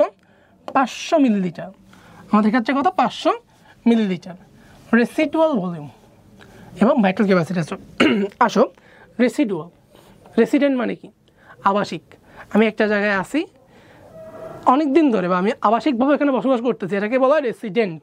একটা জায়গা, একটা বায়ু বা একটা নির্দিষ্ট পরিমাণ বায়ু, সেটা যখন আমার ফুসফুসের মধ্যে একটা নির্দিষ্ট টাইম বা প্রায় পার্মানেন্ট বলা যায় সেখানে আসে, সেই বায়ুটাকে বলা হবে রেসিডুয়াল ভলিউম। অর্থাৎ আমার ফুসফুসে প্রতিনিয়ত যতটুকু বায়ু অবস্থান করে এটাকে বলা হয় রেসিডুয়াল ভলিউম। তাহলে কতটুকু? সেটা 1500 millilitre. Residual volume 1500 millilitre. Vital capacity, সর্বোচ্চ। ভাইটাল ক্যাপাসিটি মানে কি? সর্বোচ্চ কতটুকু ধরতে পারে আমার ফুসফুস, সর্বোচ্চ কতটুকু বায়ু ধারণ করতে পারবে, এটাকেই বলা হয় vital capacity. Normal as in general সকল মানুষের জন্য ভাইটাল ক্যাপাসিটি হচ্ছে 4500 ml বা 4.5 লিটার। যারা দৌড়বিদ বা খেলাধুলা করে, যারা অ্যাথলেট, তাদের জন্য 6000 ml বা 6 লিটার। তাহলে কী কী বললাম? Tidal volume 500 millilitre, residual volume 1500 millilitre, vital capacity 4.5 litre বা 4500 মিলিলিটার সবার জন্য। তবে যারা দৌড়বিদ বা যারা খেলাধুলা বেশি করে তাদের ক্ষেত্রে 6 লিটার। মনে রাখবো এটা, বই খাতা মাথা 3 জায়গায় টুকে নিব। ওকে, এরপর হচ্ছে শ্বাস প্রশ্বাসের, অনেক দূর চলে গেছি। শ্বাস প্রশ্বাসের আসো স্নায়বিক কার্যক্রম, স্নায়বিক নিয়ন্ত্রণ। এই জায়গাটা পড়ার আগে লিখে রাখো 100%, 100% না, 1000% ইম্পর্টেন্ট। কেন জানি টিচারদের এই জায়গাটা খুব বেশি পছন্দের।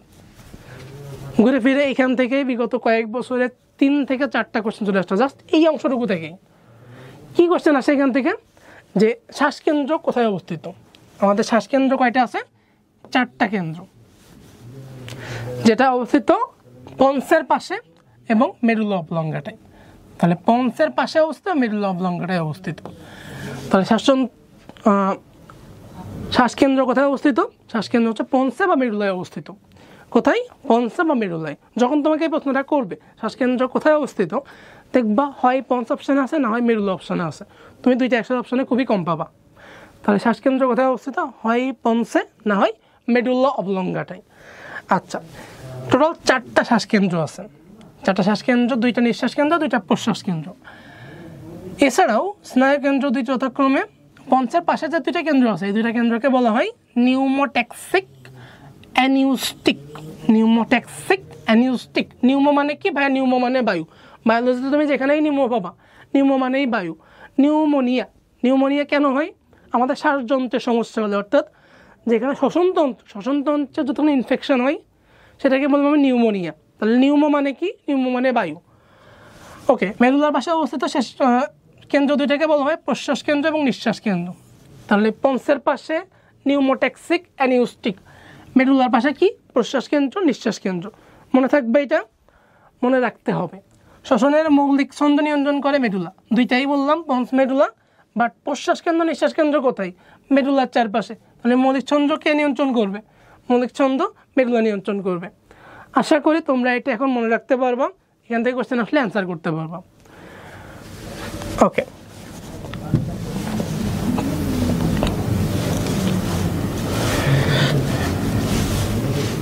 ঠিক আছে। আমরা 2টা পেশির কথা পড়ছিলাম শ্বসনের, আমাদের যে শ্বাসক্রিয়া নিয়ন্ত্রণের জন্য। এই 2টা পেশি, যেটা ডায়াফ্রাম ছিল এবং ইন্টারকোস্টাল পেশি ছিল, ডায়াফ্রামের জন্য কাজ করে হচ্ছে ফ্রেনিক স্নায়ু, এবং ইন্টারকোস্টাল পেশির জন্য ইন্টারকোস্টাল স্নায়ু, এবং ফুসফুসে আরেকটা স্নায়ু আছে, সেটা হচ্ছে ভেগাস স্নায়ু। তাহলে ফুসফুসের জন্য ভেগাস স্নায়ু, ইন্টারকোস্টাল পেশির জন্য ইন্টারকোস্টাল স্নায়ু, এবং যেটা আমাদের ডায়াফ্রাম ছিল, এই ডায়াফ্রামের জন্য আরেকটা স্নায়ু আছে ফ্রেনিক স্নায়ু। তাহলে এখানে 3টা স্নায়ু পাইলাম। আরও হয়তো সামনে আমরা 1-2টা স্নায়ুর কথা পড়বো। তাহলে এগুলো হচ্ছে আমাদের অ্যাজ এ হোল যারা শ্বাসক্রিয়া নিয়ন্ত্রণ করে, স্নায়ু শ্বাসক্রিয়া নিয়ন্ত্রণ করে। প্রতিবর্ত ক্রিয়া, শ্বাসক্রিয়ার সাথে আমাদের কী কী প্রতিবর্ত ক্রিয়া হয়? হাসি হয়, কাশি হয়, অথবা গলবিলীয় প্রতিক্রিয়া। এখন হচ্ছে গলবিলীয় প্রতিক্রিয়াটা কি? তুমি বিয়ে বাড়িতে খাইতে গেছো, খাইতে যাওয়ার পর অনেক ভাত বেশি খেয়ে ফেলছে, ভাত খাইতে পারতেছি না। বাপ মা কী বলবে? তুমি ভাত ছাড়ো, মাংস যেগুলো আছে সেগুলো খেয়ে নাও। এটা ম্যাক্সিমামই বলে, তুমি নিজে বলেও বলবা। তো যখনই আমরা বেশি মাংস খাইতে যাবো একটা না, তখন কী হবে? গলায় বেঁধে যাবে, যেটাকে আমরা বাংলায় বলি গলায় বেঁধে যাওয়া। এইটাই হচ্ছে আমাদের এখানে গলবিলীয় প্রতিক্রিয়া বা গ্যাক প্রতিবর্তী। তাহলে গতে হচ্ছে গলবিলীয় প্রতিক্রিয়া বা গ্যাক প্রতিবর্তী, গতে গ্লসোফ্যারিঞ্জিয়াল স্নায়ু। মানে গতে গ্যাক প্রতিবর্তী, গতে গ্লসোফ্যারিঞ্জিয়াল স্নায়ু। এইটা হচ্ছে 9 নম্বর স্নায়ু, 9 নম্বর করটিক স্নায়ু। একটু আগে আমরা পড়লাম ফুসফুসে কত নম্বর স্নায়ু থাকে? ভেগাস স্নায়ু থাকে। এই ভেগাস স্নায়ুটা 10 নম্বর স্নায়ু। আর যখন আমার কোনো খাদ্য বা কোনো একটা ফরেন পার্টিকেল আমার ট্রাকিয়া দিয়ে ফুসফুসের পর্যন্ত চলে যাবে, তখন কিন্তু আমাদের কাশি হয়। তাহলে কাশিটা কার জন্য হয়? ফুসফুসের একটা যখন উদ্দীপনা হবে তখন আমাদের কাশিটা হবে। তাহলে কাশির জন্য দায়ী কে? ভেগাস স্নায়ু। এবং হাসি আমরা কি দিয়ে দিই? নাক দিয়ে দিই। নাকে কোন স্নায়ু থাকে? আমরা একটু আগে পড়ে আসলাম, নাসার গহ্বরে থাকে হচ্ছে অলফ্যাক্টরি স্নায়ু। অলফ্যাক্টরি স্নায়ু হাসির প্রক্রিয়াটাকে উদ্বেগ করবে। হাসির উদ্বেগ ঘটাবে কে? অলফ্যাক্টরি। হাসি অলফ্যাক্টরি, কাশি ভেগাস, গ্যাক প্রতিবর্তী, গতে গ্লোসোফ্যারিঞ্জিয়াল। এইটা আর বলা যাবে না, পরীক্ষা হয়ে গেল তারপরে বলতে পারবো না এটা। এখন হচ্ছে রাসায়নিক নিয়ন্ত্রণ। এখানেও সেম কথা, আমরা এত ইজিবিজি এত কিছু বলবো না। এক কথায় 3টা আমাদের জিনিস আছে এখানে, অক্সিজেন, কার্বন ডাইঅক্সাইড এবং তারপরে হচ্ছে হাইড্রোজেন আয়ন। আমি এক কথা যদি বলি পিএইচ, এক কথায় কি বলবো? পিএইচ। মানে আমরা জানি হাইড্রোজেনের পরিমাণ যদি কমে পিএইচ বেড়ে যাবে, হাইড্রোজেন পরিমাণ কমলে পিএইচ বেড়ে যাবে। তো 3টা জিনিস আমি একসাথে পড়বো। মনে করো একটা জায়গায় অক্সিজেন কম আছে, আমার অক্সিজেন দরকার এটা কোষের জন্য, কোষের শক্তি তৈরির জন্য। অক্সিজেন কম আছে মানে কি? আমি একবার প্রশ্বাস নিলে অক্সিজেন কম আসবে। যদি পর্যাপ্ত অক্সিজেন পাইতে কী করতে হবে? আমাকে প্রশ্বাস আবার নিতে হবে। অক্সিজেন কম হলে প্রশ্বাসের হারটা কেমন হবে? অনেক দ্রুত হয়ে যাবে। যদি অক্সিজেন কম হয় প্রশ্বাসের হার কেমন হবে? দ্রুত হবে। অক্সিজেন বেশি দরকার, বারবার প্রশ্বাস নেবে। সেমভাবে যদি কার্বন ডাইঅক্সাইড বেশি হয় তাহলে কী হবে? বেশি হয়ে গেছে, বেশি বের করতে হবে, বারবার বের করবে, সেখানে প্রশ্বাসের হারটা বেড়ে যাবে। আমি যদি এখানে একটা কথাই মনে রাখি, যদি অক্সিজেন কমে যায়, যদি কার্বন ডাইঅক্সাইড বেড়ে যায়, আমার ফুসফুসের মধ্যে বা দেহের মধ্যে যদি অক্সিজেন কমে যায়, যদি কার্বন ডাইঅক্সাইড বেড়ে যায়, যদি হাইড্রোজেন আয়নের ঘনমাত্রা বেড়ে যায়, হাইড্রোজেন বেড়ে গেলে পিএইচ কমবে, অ্যাসিডিটি তৈরি হবে, সেক্ষেত্রে কী হবে? সেক্ষেত্রে শ্বাস প্রশ্বাসের হার বাড়বে। তো একটা কথাই মনে রাখবে, এত হিজিবিজি দরকার নাই, শ্বাসক্রিয়া কী হবে? বাড়বে। তাহলে এর উল্টা হলে শ্বাসক্রিয়াটা কমবে। তাহলে শ্বাসক্রিয়া বাড়বে কখন? অক্সিজেন কমে গেলে, কার্বন ডাইঅক্সাইড বেড়ে গেলে, প্রোটনের ঘনমাত্রা বেড়ে গেলে, পিএইচ কমবে, শ্বাস প্রশ্বাসের হারটা বাড়বে। মনে রাখতে পারবো? আরেকবার বলি, অক্সিজেন কম, কার্বন ডাইঅক্সাইড বেশি, হাইড্রোজেনের ঘনমাত্রা বেশি, পিএইচ কম, শ্বাসক্রিয়া বেশি। ওকে, এত কিছু দরকার নাই। এখন আসো যে কার্বন ডাইঅক্সাইড অক্সিজেন কীভাবে পরিবহন হয় আমাদের দেহে। যদি কষ্ট হয়ে যায় তোমরা চাইলে ভিডিওটা পজ করে পরে আবার দেখতে পারো। তো এখন আসো গ্যাসীয় পরিবহন, অক্সিজেন কার্বন ডাইঅক্সাইড কীভাবে পরিবহন হয়। অক্সিজেন পরিবহন হবে দুইটা উপায়ে বা দুইটা মাধ্যমে। একটা হচ্ছে ভৌত উপায়ে, ভৌত দ্রবণ রূপে, একটা রাসায়নিক যৌগ রূপে। ভৌত দ্রবণ মানে ডিরেক্ট আমাদের যে পানি আছে বডিতে, পানি বলতে কি একদম পানি তো না, এটা হচ্ছে রক্তরস বা প্লাজমা। রক্তরস বা প্লাজমা দ্রবীভূত হয়, যেটাকে বলা হয় ভৌত দ্রবণ। 100 মিলিলিটার রক্তে 0.2 মিলিলিটার অক্সিজেন ভৌত দ্রবণ রূপে দ্রবীভূত থাকে। এখানে আমরা একটা পার্সেন্টেজ পড়ব, 2% ভৌত দ্রবণ রূপে যায়, 98% আমাদের অস্থানিক যৌগ বা রাসায়নিক যৌগ যেটা অক্সিহিমোগ্লোবিন, সেই রূপে পরিবাহিত হয়। অক্সিহিমোগ্লোবিন রূপে, যেটা অস্থায়ী যৌগ, এইভাবে পরিবাহিত হয়। অক্সিজেন পরিবহন দুইটা উপায়। ওকে, কেন পরিবহন হচ্ছে, কীভাবে পরিবহন হচ্ছে? এটা আমাদের ফুসফুসের যে অ্যালভিওলাই, এটার চাপ থাকে হচ্ছে 104 মিলিমিটার মার্কারি। 104 millimetre mercury. যে কৈশিক জালিকা আছে, যেটা ফুসফুসের চারপাশে থাকে, এই যে কৈশিক জালিকা, এইখানে চাপটা হচ্ছে 40 মিলিমিটার মার্কারি। 40 millimetre mercury. ভিতরের চাপ 104, বাইরের চাপ 40। তাহলে কি হবে? এখন এটা নর্মালি ব্যাপন প্রক্রিয়ায় কী হবে? এখান থেকে রক্তনালীতে অক্সিজেন চলে যাবে, যেহেতু ভিতরে চাপ বেশি। কতক্ষণ পর্যন্ত চলবে এটা? যতক্ষণ পর্যন্ত দুইটারই চাপ 100 মিলিমিটার মার্কারি পর্যন্ত উপনীত হবে। এটা কিন্তু আমাদের একদম বেসিক কনসেপ্ট, যেখানে অক্সিজেন পরিবহন হচ্ছে দেহের মধ্যে, ফুসফুসের মধ্যে যাচ্ছে এবং সেখান থেকে আস্তে আস্তে কোষে চলে যাবে। তাহলে অক্সিজেন পরিবহনের ধাপ দুইটা। ভৌত দ্রবণ ডিরেক্ট প্লাজমাতে দ্রবীভূত হচ্ছে, একটা অক্সিহিমোগ্লোবিন রূপে 98% যাচ্ছে, হিমোগ্লোবিনের সাথে পরিবাহিত হয় অক্সিহিমোগ্লোবিন যৌগ রূপে। আমরা চাপের পার্থক্যটাও বুঝলাম। এখন হচ্ছে কার্বন ডাইঅক্সাইড পরিবহন। এখানে একটু ব্যতিক্রম, সেটা হচ্ছে আগে বললাম 2 ধাপ, এখন বলবো 3 ধাপ। ভৌত দ্রবণ রূপে, কার্বামিনো যৌগ রূপে, এবং লাস্টে আছে বাইকার্বনেট যৌগ রূপে। ভৌত দ্রবণ সেম কথা, পানির সাথে মিশবে বা প্লাজমার সাথে মিশবে। তো এখানে আমাদের একটু কনফিউজিং করে দেয়। তোমাকে হয়তো প্রশ্নটা করবে যে ভৌত দ্রবণ রূপে কত % কার্বন ডাইঅক্সাইড পরিবাহিত হয়? তুমি ইজিলি বলতে পারবে 5%। কার্বামিনো যৌগ রূপে 27%, বাইকার্বনেট রূপে 65%। 5, 27, 65। যদি প্রশ্নটা এইভাবে করা হয়, কার্বনিক অ্যাসিড রূপে কত % পরিবাহিত হয়, আমরা তখনই কনফিউজিং হয়ে যাই যে ভাই পড়লাম ভৌত দ্রবণ রূপে এত %, কার্বামিনো যৌগ রূপে এত %, বাইকার্বনেট রূপে এত %, কার্বনিক অ্যাসিড কই? তাহলে মনে হয় বাইকার্বনেট কার্বনিক অ্যাসিড একই। আমরা সুন্দর মতো অ্যান্সার করে আসবো কোনটা? 65%। কিন্তু তোমরা এই জিনিসটা খেয়াল করো না। তাহলে কার্বনিক অ্যাসিড রূপে, ভৌত দ্রবণ রূপে দুইটা সেম। যদি কার্বন ডাইঅক্সাইড পানির সাথে বিক্রিয়া করে তাহলে কিন্তু সুন্দর মতো এখান থেকে কার্বনিক অ্যাসিড তৈরি হয়ে যায়। কী হয়? কার্বনিক অ্যাসিড তৈরি হয়ে যায়। তাহলে কার্বনিক অ্যাসিডও যা, ভৌত দ্রবণও তাই। তাহলে কার্বনিক অ্যাসিড রূপে কত % পরিবাহিত হয়? 5%। ওকে, এরপরে আসি আমরা বাইকার্বনেট রূপে। বাইকার্বনেট রূপে 2 ধরনের বাইকার্বনেট যায়, সোডিয়াম বাইকার্বনেট, পটাশিয়াম বাইকার্বনেট। লোহিত রক্ত কণিকা, কতে কণিকা, কতে মনে রাখবা KHCO3 পটাশিয়াম বাইকার্বনেট, তাহলে কোষ KHCO3 পটাশিয়াম বাইকার্বনেট কোথায় থাকবে? কোষের ভিতরে থাকবে, অর্থাৎ কোষের মাধ্যমে পরিবাহিত হবে, লোহিত রক্তকণিকার মাধ্যমে পরিবাহিত হবে কি? Potassium bicarbonate. রক্তরস কোষে থাকে না, না কোষে থাকে না, তাহলে সোডিয়াম বাইকার্বনেট কোথায় যাবে? রক্তরস বা প্লাজমার মাধ্যমে। তাহলে কোষ KHCO3 পটাশিয়াম বাইকার্বনেট, কোষের বাইরে প্লাজমায় থাকবে হচ্ছে সোডিয়াম বাইকার্বনেট, এইভাবে পরিবাহিত হবে। ইজিলি বুঝতে পারছে দুইটা জিনিস, অক্সিজেন পরিবহন, কার্বন ডাইঅক্সাইড পরিবহন, পার্সেন্টেজ আসবে, কোনটা কীভাবে পরিবাহিত হয় এটা আসবে। ওকে, লোহিত রক্তকণিকার যে বাইকার্বনেট ঘনত্ব, এটা যখন খুব বেশি হয়ে যায় তখন সেটা কি হয়? সেটা ক্লোরাইড আয়নের মাধ্যমে প্রতিস্থাপিত হয়, শিফটিং হয় একটা। এই শিফটটাকে আবিষ্কারকের নাম অনুসারে হ্যামবার্গার শিফট, বা যেহেতু ক্লোরাইড শিফট হচ্ছে ক্লোরাইড শিফটও বলা হয়।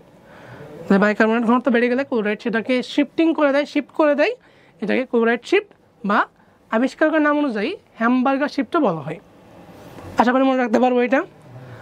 ওকে, এরপর আসো শ্বসনে শ্বাসরঞ্জকের ভূমিকা। অক্সিজেন, কার্বন ডাইঅক্সাইড দুইটাই কিন্তু শ্বাসরঞ্জক, যেটা হিমোগ্লোবিন আছে আমাদের, হিমোগ্লোবিনের মাধ্যমে প্রবাহিত হয়। তো হিমোগ্লোবিন, এটার আমাদের কিছু কোশ্চেন পড়া লাগবে। যেমন প্রথমেই যারা ইম্পর্টেন্ট কোশ্চেন, রক্তে হিম আর গ্লোবিনের অনুপাত কত? 1:25। আমরা অনেক বেশি আবেগী হয়ে মাঝে মাঝে যখন আমাদের কোশ্চেনটা এমন থাকে গ্লোবিন আর হিমের পরিমাণ কত, তখনও আমরা কি করি? 1:25 দেখায় দিয়ে আসি। আমাকে খেয়াল রাখতে হবে হিমের থেকে কিন্তু গ্লোবিন বেশি। তাহলে 1:25 কার অনুপাত? হিম ইষ্ট গ্লোবিনের অনুপাত। হিমের 33.33%, 3 ভাগের 1 ভাগ হচ্ছে লৌহ। পূর্ণবয়স্ক মানুষের দেহে 4 থেকে 5 গ্রাম হিমোগ্লোবিন থাকে, লৌহ থাকে, 4 থেকে 5 গ্রাম লৌহ থাকে। তাহলে টোটাল লৌহ 4 থেকে 5 গ্রাম, হিমের 33.33% লৌহ, এবং রক্তে হিম আর গ্লোবিনের অনুপাত 1:25, 1:25। ওকে, এখন আসলে রক্ত শ্বসননালীর সমস্যা কী কী হয়? অবস্থানের উপর ভিত্তি করে শ্বসননালীকে ভাগ করতে পারে দুইভাবে, ঊর্ধ্ব শ্বসননালী, নিম্ন শ্বসননালী। ঊর্ধ্ব শ্বসননালী আর নিম্ন শ্বসননালী। এখনও কিন্তু আমরা সেই শ্রেণী বিভাগটা আগের মতো করেই করব, একদম উপর থেকে আমাদের নাক কান গলা যেটা বলি আমরা, এটা পড়েছে ঊর্ধ্ব শ্বসননালীর মধ্যে। কোন পর্যন্ত? আমাদের ষড়যন্ত্র পর্যন্ত, যেটা আমরা আগে বলছিলাম বায়ু গ্রহণ এবং ত্যাগ অঞ্চল, এইটুকুই শুধুমাত্র আমাদের ঊর্ধ্ব শ্বসননালীর অংশ। তাহলে এখানে কী কী সমস্যা হতে পারে? যদি সাধারণ ঠান্ডা লাগে বা টনসিলাইটিস, টনসিল জানি আমরা কোথায় থাকে? এখানটাই থাকে, যেটা টনসিলটাও এটা প্লিহা, প্লিহা না সরি, লিম্ফ নোড, লিম্ফয়েড অঙ্গ কোথায় থাকে? এটা আমাদের এরকম জায়গায় থাকে। মাঝে মাঝে আমরা যখন ছোটোবেলায় বাবা মাতা আমাদের বেশি বলে টনসিল হয়েছে, টনসিল মানে কি? সেটা ফুলে ওঠে, কি সেটা? লিম্ফয়েড অঙ্গ একটা। তো সেটা যদি সংক্রমণ হয় বা প্রদাহ হয় সেটাকে বলবো টনসিলাইটিস, যেটা গলা সংক্রমণ। সাইনোসাইটিস, আমাদের নাক মুখ বা বিভিন্ন বায়ুপূর্ণ অস্থি আছে, এই বায়ুপূর্ণ অস্থির যে গহ্বর, এই গহ্বরকে বলা হয় সাইনাস। মেডিকেলের ভাষায় বা বায়োলজির ভাষায় গহ্বরকে বলা হয় সাইনাস। তাহলে এই সাইনাসে যদি, সাইনাসে সাধারণত বায়ু থাকে, যেহেতু বায়ুপূর্ণ অস্থি বললাম, বায়ুতে তোমার তরল রস বা তোমার যেটা বলে পুজ না জমা হয়, এটাকে বলবো আমরা সাইনোসাইটিস। তখন যে প্রদাহ হবে সেটাকে বলবো সাইনোসাইটিস। ষড়যন্ত্র বা ল্যারিংস, এটা যদি প্রদাহ হয় সেটা হচ্ছে ল্যারিনজাইটিস। যে কোনো কিছু লাস্টে যদি টিস বা আইটিএস থাকে, এটা হচ্ছে যে কোনো জায়গার প্রদাহ বা ইনফ্লামেশন বোঝাবে। ওটিটিস, যদি কানের প্রদাহ হয় এটাকে বলবো ওটিটিস। মধ্যকর্ণের প্রদাহ হলে ওটিটিস মিডিয়া। তোমাদের দুইটা রোগের কথা এখানে বিস্তারিত ব্যাখ্যা করা আছে। এছাড়াও নিম্ন শ্বাসনালী কী কী হতে পারে? সাধারণ ফ্লু বা যেটা সর্দি কাশি আমাদের, ব্রঙ্কাইটিস যদি ব্রঙ্কাসের প্রদাহ হয়, তারপর নিউমোনিয়া, নিউমোনিয়া বলছি আমরা ফুসফুসের সংক্রমণ, যক্ষা বা টিউবারকুলোসিস। এখন আসো আমরা আমাদের সিলেবাসে যে দুইটা রোগ আছে সেই দুটো নিয়ে বিস্তারিত পড়ব। প্রথমটা হচ্ছে সাইনোসাইটিস। আমরা অলরেডি বলছি যে বায়ুপূর্ণ আমাদের যে অস্থিগুলো আছে সেগুলো যে প্রদাহ, এগুলোকে বলা হয় সাইনোসাইটিস। তো বায়ুপূর্ণ অস্থি আমাদের কী কী আছে? একটা আছে ম্যাক্সিলা, ফ্রন্টাল, এথময়েড, স্পেনয়েড। এখান থেকে হয় প্রশ্ন কীভাবে আসে? প্রশ্ন তোমাকে করতে পারে যে কোনটা সাইনাসের উদাহরণ? ম্যাক্সিলা, এথময়েড, স্পেনয়েড, ফ্রন্টাল, এগুলো হচ্ছে সাইনাসের উদাহরণ। এখানে সাইনাস থাকে, বায়ুপূর্ণ অস্থি। অথবা তোমাকে প্রশ্ন করতে পারে, এখানে দেখো যে ম্যাক্সিলা কোথায় থাকে, দাঁতের উপরে থাকে, নাকের দুই পাশে থাকে। তো দাঁত ব্যথা কিসের জন্য হয়, দাঁত এবং মাথায় ব্যথা হয় ম্যাক্সিলারি সাইনাসের প্রদাহের জন্য। তাহলে ম্যাক্সিলারি সাইনাসের প্রদাহের জন্য দাঁতে ব্যথা। ফ্রন্টাল কোথায় থাকে, কপালে, কপালের অস্থিটার নাম কি, ফ্রন্টাল। তাহলে যদি কপালে বা চোখের উপরে ব্যথা হয়, কপালে বা চোখের উপরে ব্যথা হলে এটাকে কি বলবো, ফ্রন্টাল সাইনোসাইটিস। যদি এথময়েড থাকে হচ্ছে আমাদের দুই চোখের মাঝখানে, দুই চোখের মাঝখানে ব্যথা হলে এথময়েডাল সাইনোসাইটিস, দুই চোখের মাঝখানে। স্পেনয়েড থাকে এথময়েডের পিছনে, তাহলে চোখের পিছনে ব্যথা হলে কি, চোখের পিছনে ব্যথা হলে স্পেনয়েডাল সাইনোসাইটিস। দাঁতে ব্যথা হলে ম্যাক্সিলারি, চোখের উপরে ব্যথা হলে ফ্রন্টাল, চোখের দুই চোখের মাঝখানে হলে এথময়েড, দুই চোখের পিছনে হলে স্পেনয়েড। মনে থাকবে আমাদের প্রশ্ন কিন্তু এইভাবেই করবে যে কোন প্রদাহটাকে বা কোন লক্ষণ হলে আমরা কোন সাইনোসাইটিস বলতে পারি। ওকে, এবার আসো দেখো এখানে আছে সাইনোসাইটিসের দুইটা প্রকারভেদ, অ্যাকিউট, ক্রনিক। যদি কম সময় হয় 4 থেকে 8 সপ্তাহ বা 1 থেকে 2 মাস, এটা হচ্ছে অ্যাকিউট সাইনোসাইটিক। যদি তার মধ্যে ঠিক না হয় সেটাকে বলবো না ক্রনিক সাইনোসাইটিস। ওকে, এখন আসো, আচ্ছা আমরা ভাইরাস ব্যাকটেরিয়ার নামগুলো একটু পরে পড়ি, যেহেতু দুইটা আছে, দুইটা আমরা একসাথে বলবো। সিস্টিক ফাইব্রোসিসের কারণে রোগ হতে পারে, টনসিল বড় হলে রোগ হতে পারে। রোগের লক্ষণ দেখব, প্রতিকার। আচ্ছা, নাজাল স্প্রে ব্যবহার করা হয় এবং নাক বন্ধ হয়ে গেলে কোনো ওষুধ ব্যবহার করা হতে পারে। এরপর হচ্ছে ওটিটিস মিডিয়া। ওটিটিস মানে কি, ওটিটিস মানে বললাম কানের সংক্রমণ, ওটিটিস মানে কানের সংক্রমণ, ওটিটিস কানের সংক্রমণ, কানের সংক্রমণ। মাঝে মাঝে আমরা একটু বেশি অতি আবেগী হয়ে কী করি, যখন আমাদেরকে বলা হয় যে ওটিটিস মিডিয়া মানে কি, আমরা বলে ফেলি কানের সংক্রমণ। অথবা যখন বলা হয় আমাদের মধ্যকর্ণের সংক্রমণকে কি বলা হয়, আমরা অপশান 1 নম্বরে ওটিটিস থেকে ওটিটিস দেখাই ফেলি। ঝামেলাটা কোথায়, ওটিটিস মানে শুধু কানের সংক্রমণ। কানের আমরা জানি 3টা অংশ, অন্তঃকর্ণ, মধ্যকর্ণ, বহিঃকর্ণ। অন্তঃকর্ণের সংক্রমণ হলে ওটিটিস ইন্টারনা বা ইন্টিমা, মধ্যকর্ণ হলে ওটিটিস মিডিয়া, বহিঃকর্ণের সংক্রমণ হলে ওটিটিস এক্সটার্না। শুধু কানের সংক্রমণ বললে ওটিটিস বা ওটাইটিস, যেটাই উচ্চারণ করি। আমাদের মধ্যকর্ণের সাথে ইউস্টেশন নালী থাকে, এই ইউস্টেশন নালীর মাধ্যমে যদি কোনো একটা জিনিস আমাদের মধ্যকর্ণে প্রবেশ করে, সেটা থেকে যে ইনফেকশন হয়, সেটার ফলে কানের যে জ্বালা পোড়া যেটা আমরা বুঝি, সেই যে সংক্রমণ, এটাকেই বলা হয় কিন্তু ওটিটিস মিডিয়া। বাচ্চাদের ক্ষেত্রে বেশি হয়, বাচ্চারা যখন মায়ের দুধ খাইতে যায় তখন ওই ইউস্টেশন নালীর ফলে কিছুটা কানে চলে আসে, তখন সেখানে ইনফেকশন হয়, তার মাধ্যমে তাদের কিন্তু ওটিটিস মিডিয়াটা একদমই কমন। বাচ্চাদের ক্ষেত্রে ওটিটিস মিডিয়াটা একদমই কমন। এটাও সেম, অ্যাকিউট হইতে পারে বা ক্রনিক হইতে পারে, স্বল্পস্থায়ী বা দীর্ঘস্থায়ী। যদি 2 থেকে 4 সপ্তাহ হয় অ্যাকিউট, 2 থেকে 4 সপ্তাহ বেশি সময় নিরাময় না হলে সেটা ক্রনিক। ওকে, এখন আসো এবার আমরা আসি যে ভাইরাস ব্যাকটেরিয়া কোনটা দিয়ে কার কী হয়। ফার্স্টে আমি দেখি একটু এখানে কী কী ভাইরাস ব্যাকটেরিয়ার কথা লেখা আছে যার জন্য আমাদের সাইনোসাইটিস হয়। Human respiratory syncytial virus, HRSV, human respiratory syncytial virus. তারপর কি para influenza virus, para influenza virus এবং metapneumo virus, metapneumo virus, metapneumo virus. আচ্ছা, metapneumo virus, metapneumo virus, metapneumo virus. এই 3টার জন্য কিন্তু আমার সাইনোসাইটিস হচ্ছে। তার সাথে streptococcus bacteria, haemophilus bacteria, streptococcus bacteria, haemophilus bacteria, 2টা ব্যাকটেরিয়া, 3টা ভাইরাস। ওকে, এখন আসো যখন আমি ওটিটিস মিডিয়া ক্ষেত্রে যাব, যখন ওটিটিস মিডিয়া ক্ষেত্রে যাব,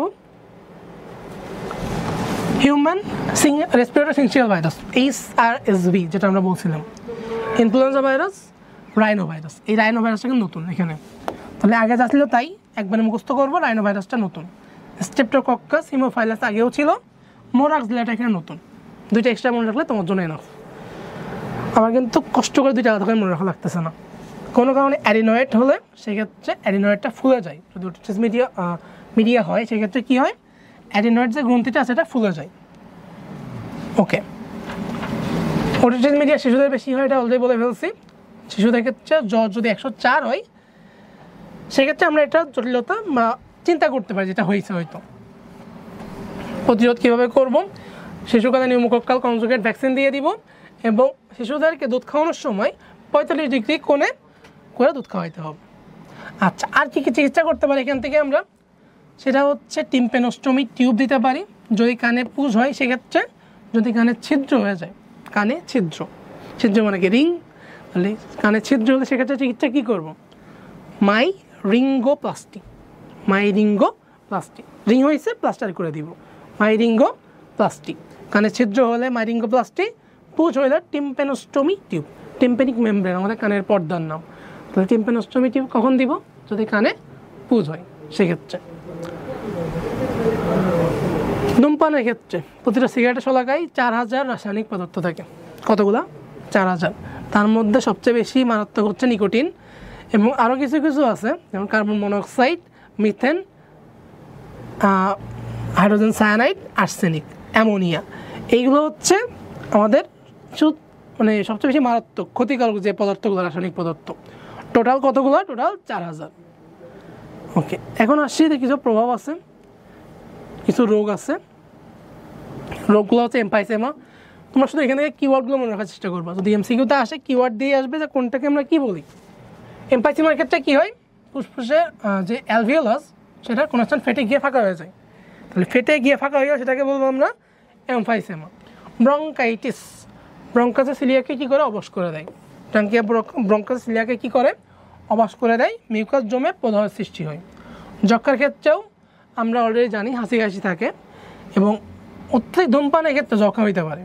ফুসফুসের ক্যান্সার, এইটার অন্যতম উপাদান হচ্ছে তার পলিনিউক্লিয়ার হাইড্রোকার্বনস এবং নাইট্রোসামিন, এইগুলো ফুসফুসের ক্যান্সারের অন্যতম কারণ।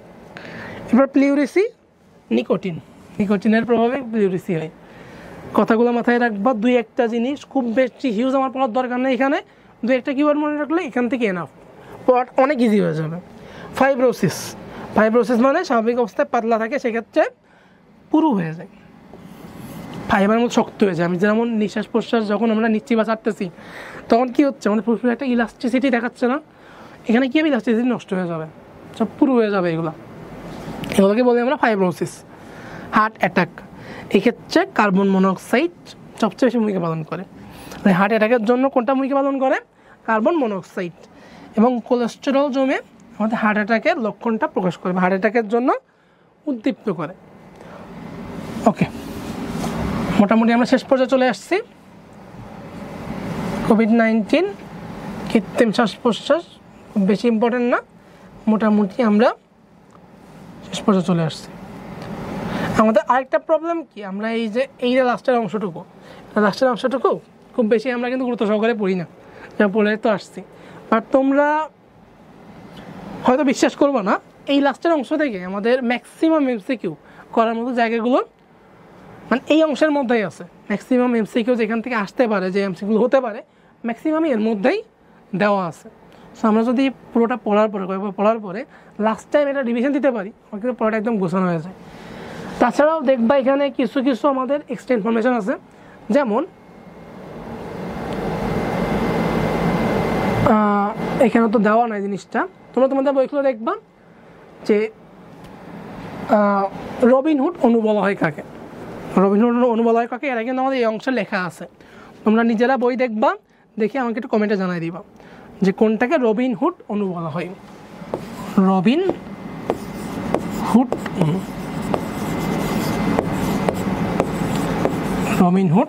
অণু বলা হয় কাকে, তোমরা একটু দেখে আমাকে জানাই দিবা এটা। ওকে, এরপর হচ্ছে আমরা বাংলা ইংরেজির নাম সেগুলো লিখে রাখছি এখানে, অপর নাম, বাংলা ইংরেজির নাম এগুলো লেখা আছে। এবং অলরেডি আমরা পড়ার মধ্যে অনেক কিছু বলে ফেলছি তোমাদের। তো যারা প্রথম থেকে শেষ পর্যন্ত ক্লাসটা করছো, আমি আশা করি আজীবন তোমাদের এই অধ্যায় থেকে যে কোনো পরীক্ষায় যে কোনো ধরনের এমসিকিউ আসলে কেউ একটা এমসিকিউ আটকাও না এখান থেকে, এটা আমি মোটামুটি বলতে পারি। 95% এমসিকিউ এখান থেকে একদম কমন। তো যারা ক্লাসটা করছো বেটার, যারা করো নাই তারা তোমাদের বন্ধুদেরকে শেয়ার করে দিতে পারো, যারা ক্লাসটা এখনও করে নাই। তো সবাই ক্লাস করে ক্লাসটা কেমন হয়েছে, তোমাদের মতামত, তোমাদের অভিজ্ঞতা, কোনো প্রবলেম আছে কি না, কোনো কিছু আরও ভালো করলে মানে অন্যরকম করলে ভালো হতো কি না, সকল পরামর্শ, সকল অভিযোগ, সকল রিভিউ তোমরা কমেন্টে দিতে পারো। ট্রাই করব পরের থেকে তোমাদের চাওয়া মতোই, তোমাদের যেটা প্রয়োজন, যেটা তোমরা বলছো যে সমস্যা বা আমার এটা হলে ভালো হইতো, সেটা দেওয়ার। এবং প্রথম থেকে আজকে শেষ পর্যন্ত যেভাবে ক্লাসটা নিলাম, যেভাবে পড়ালাম, এভাবে পড়লে কিছু স্পেশাল টেকনিক ফলো করলে আমি আশা করি অ্যাটলিস্ট তোমরা যে কোনো চ্যাপ্টার থেকে কোনো কোয়েশ্চেনে আটকাবো না। তো আজকের ক্লাসটা এই পর্যন্তই। সবাই ভালো থাকো, সুস্থ থাকো এবং সকলকে পরবর্তী ক্লাস দেখার জন্য আমন্ত্রণ থাকলো।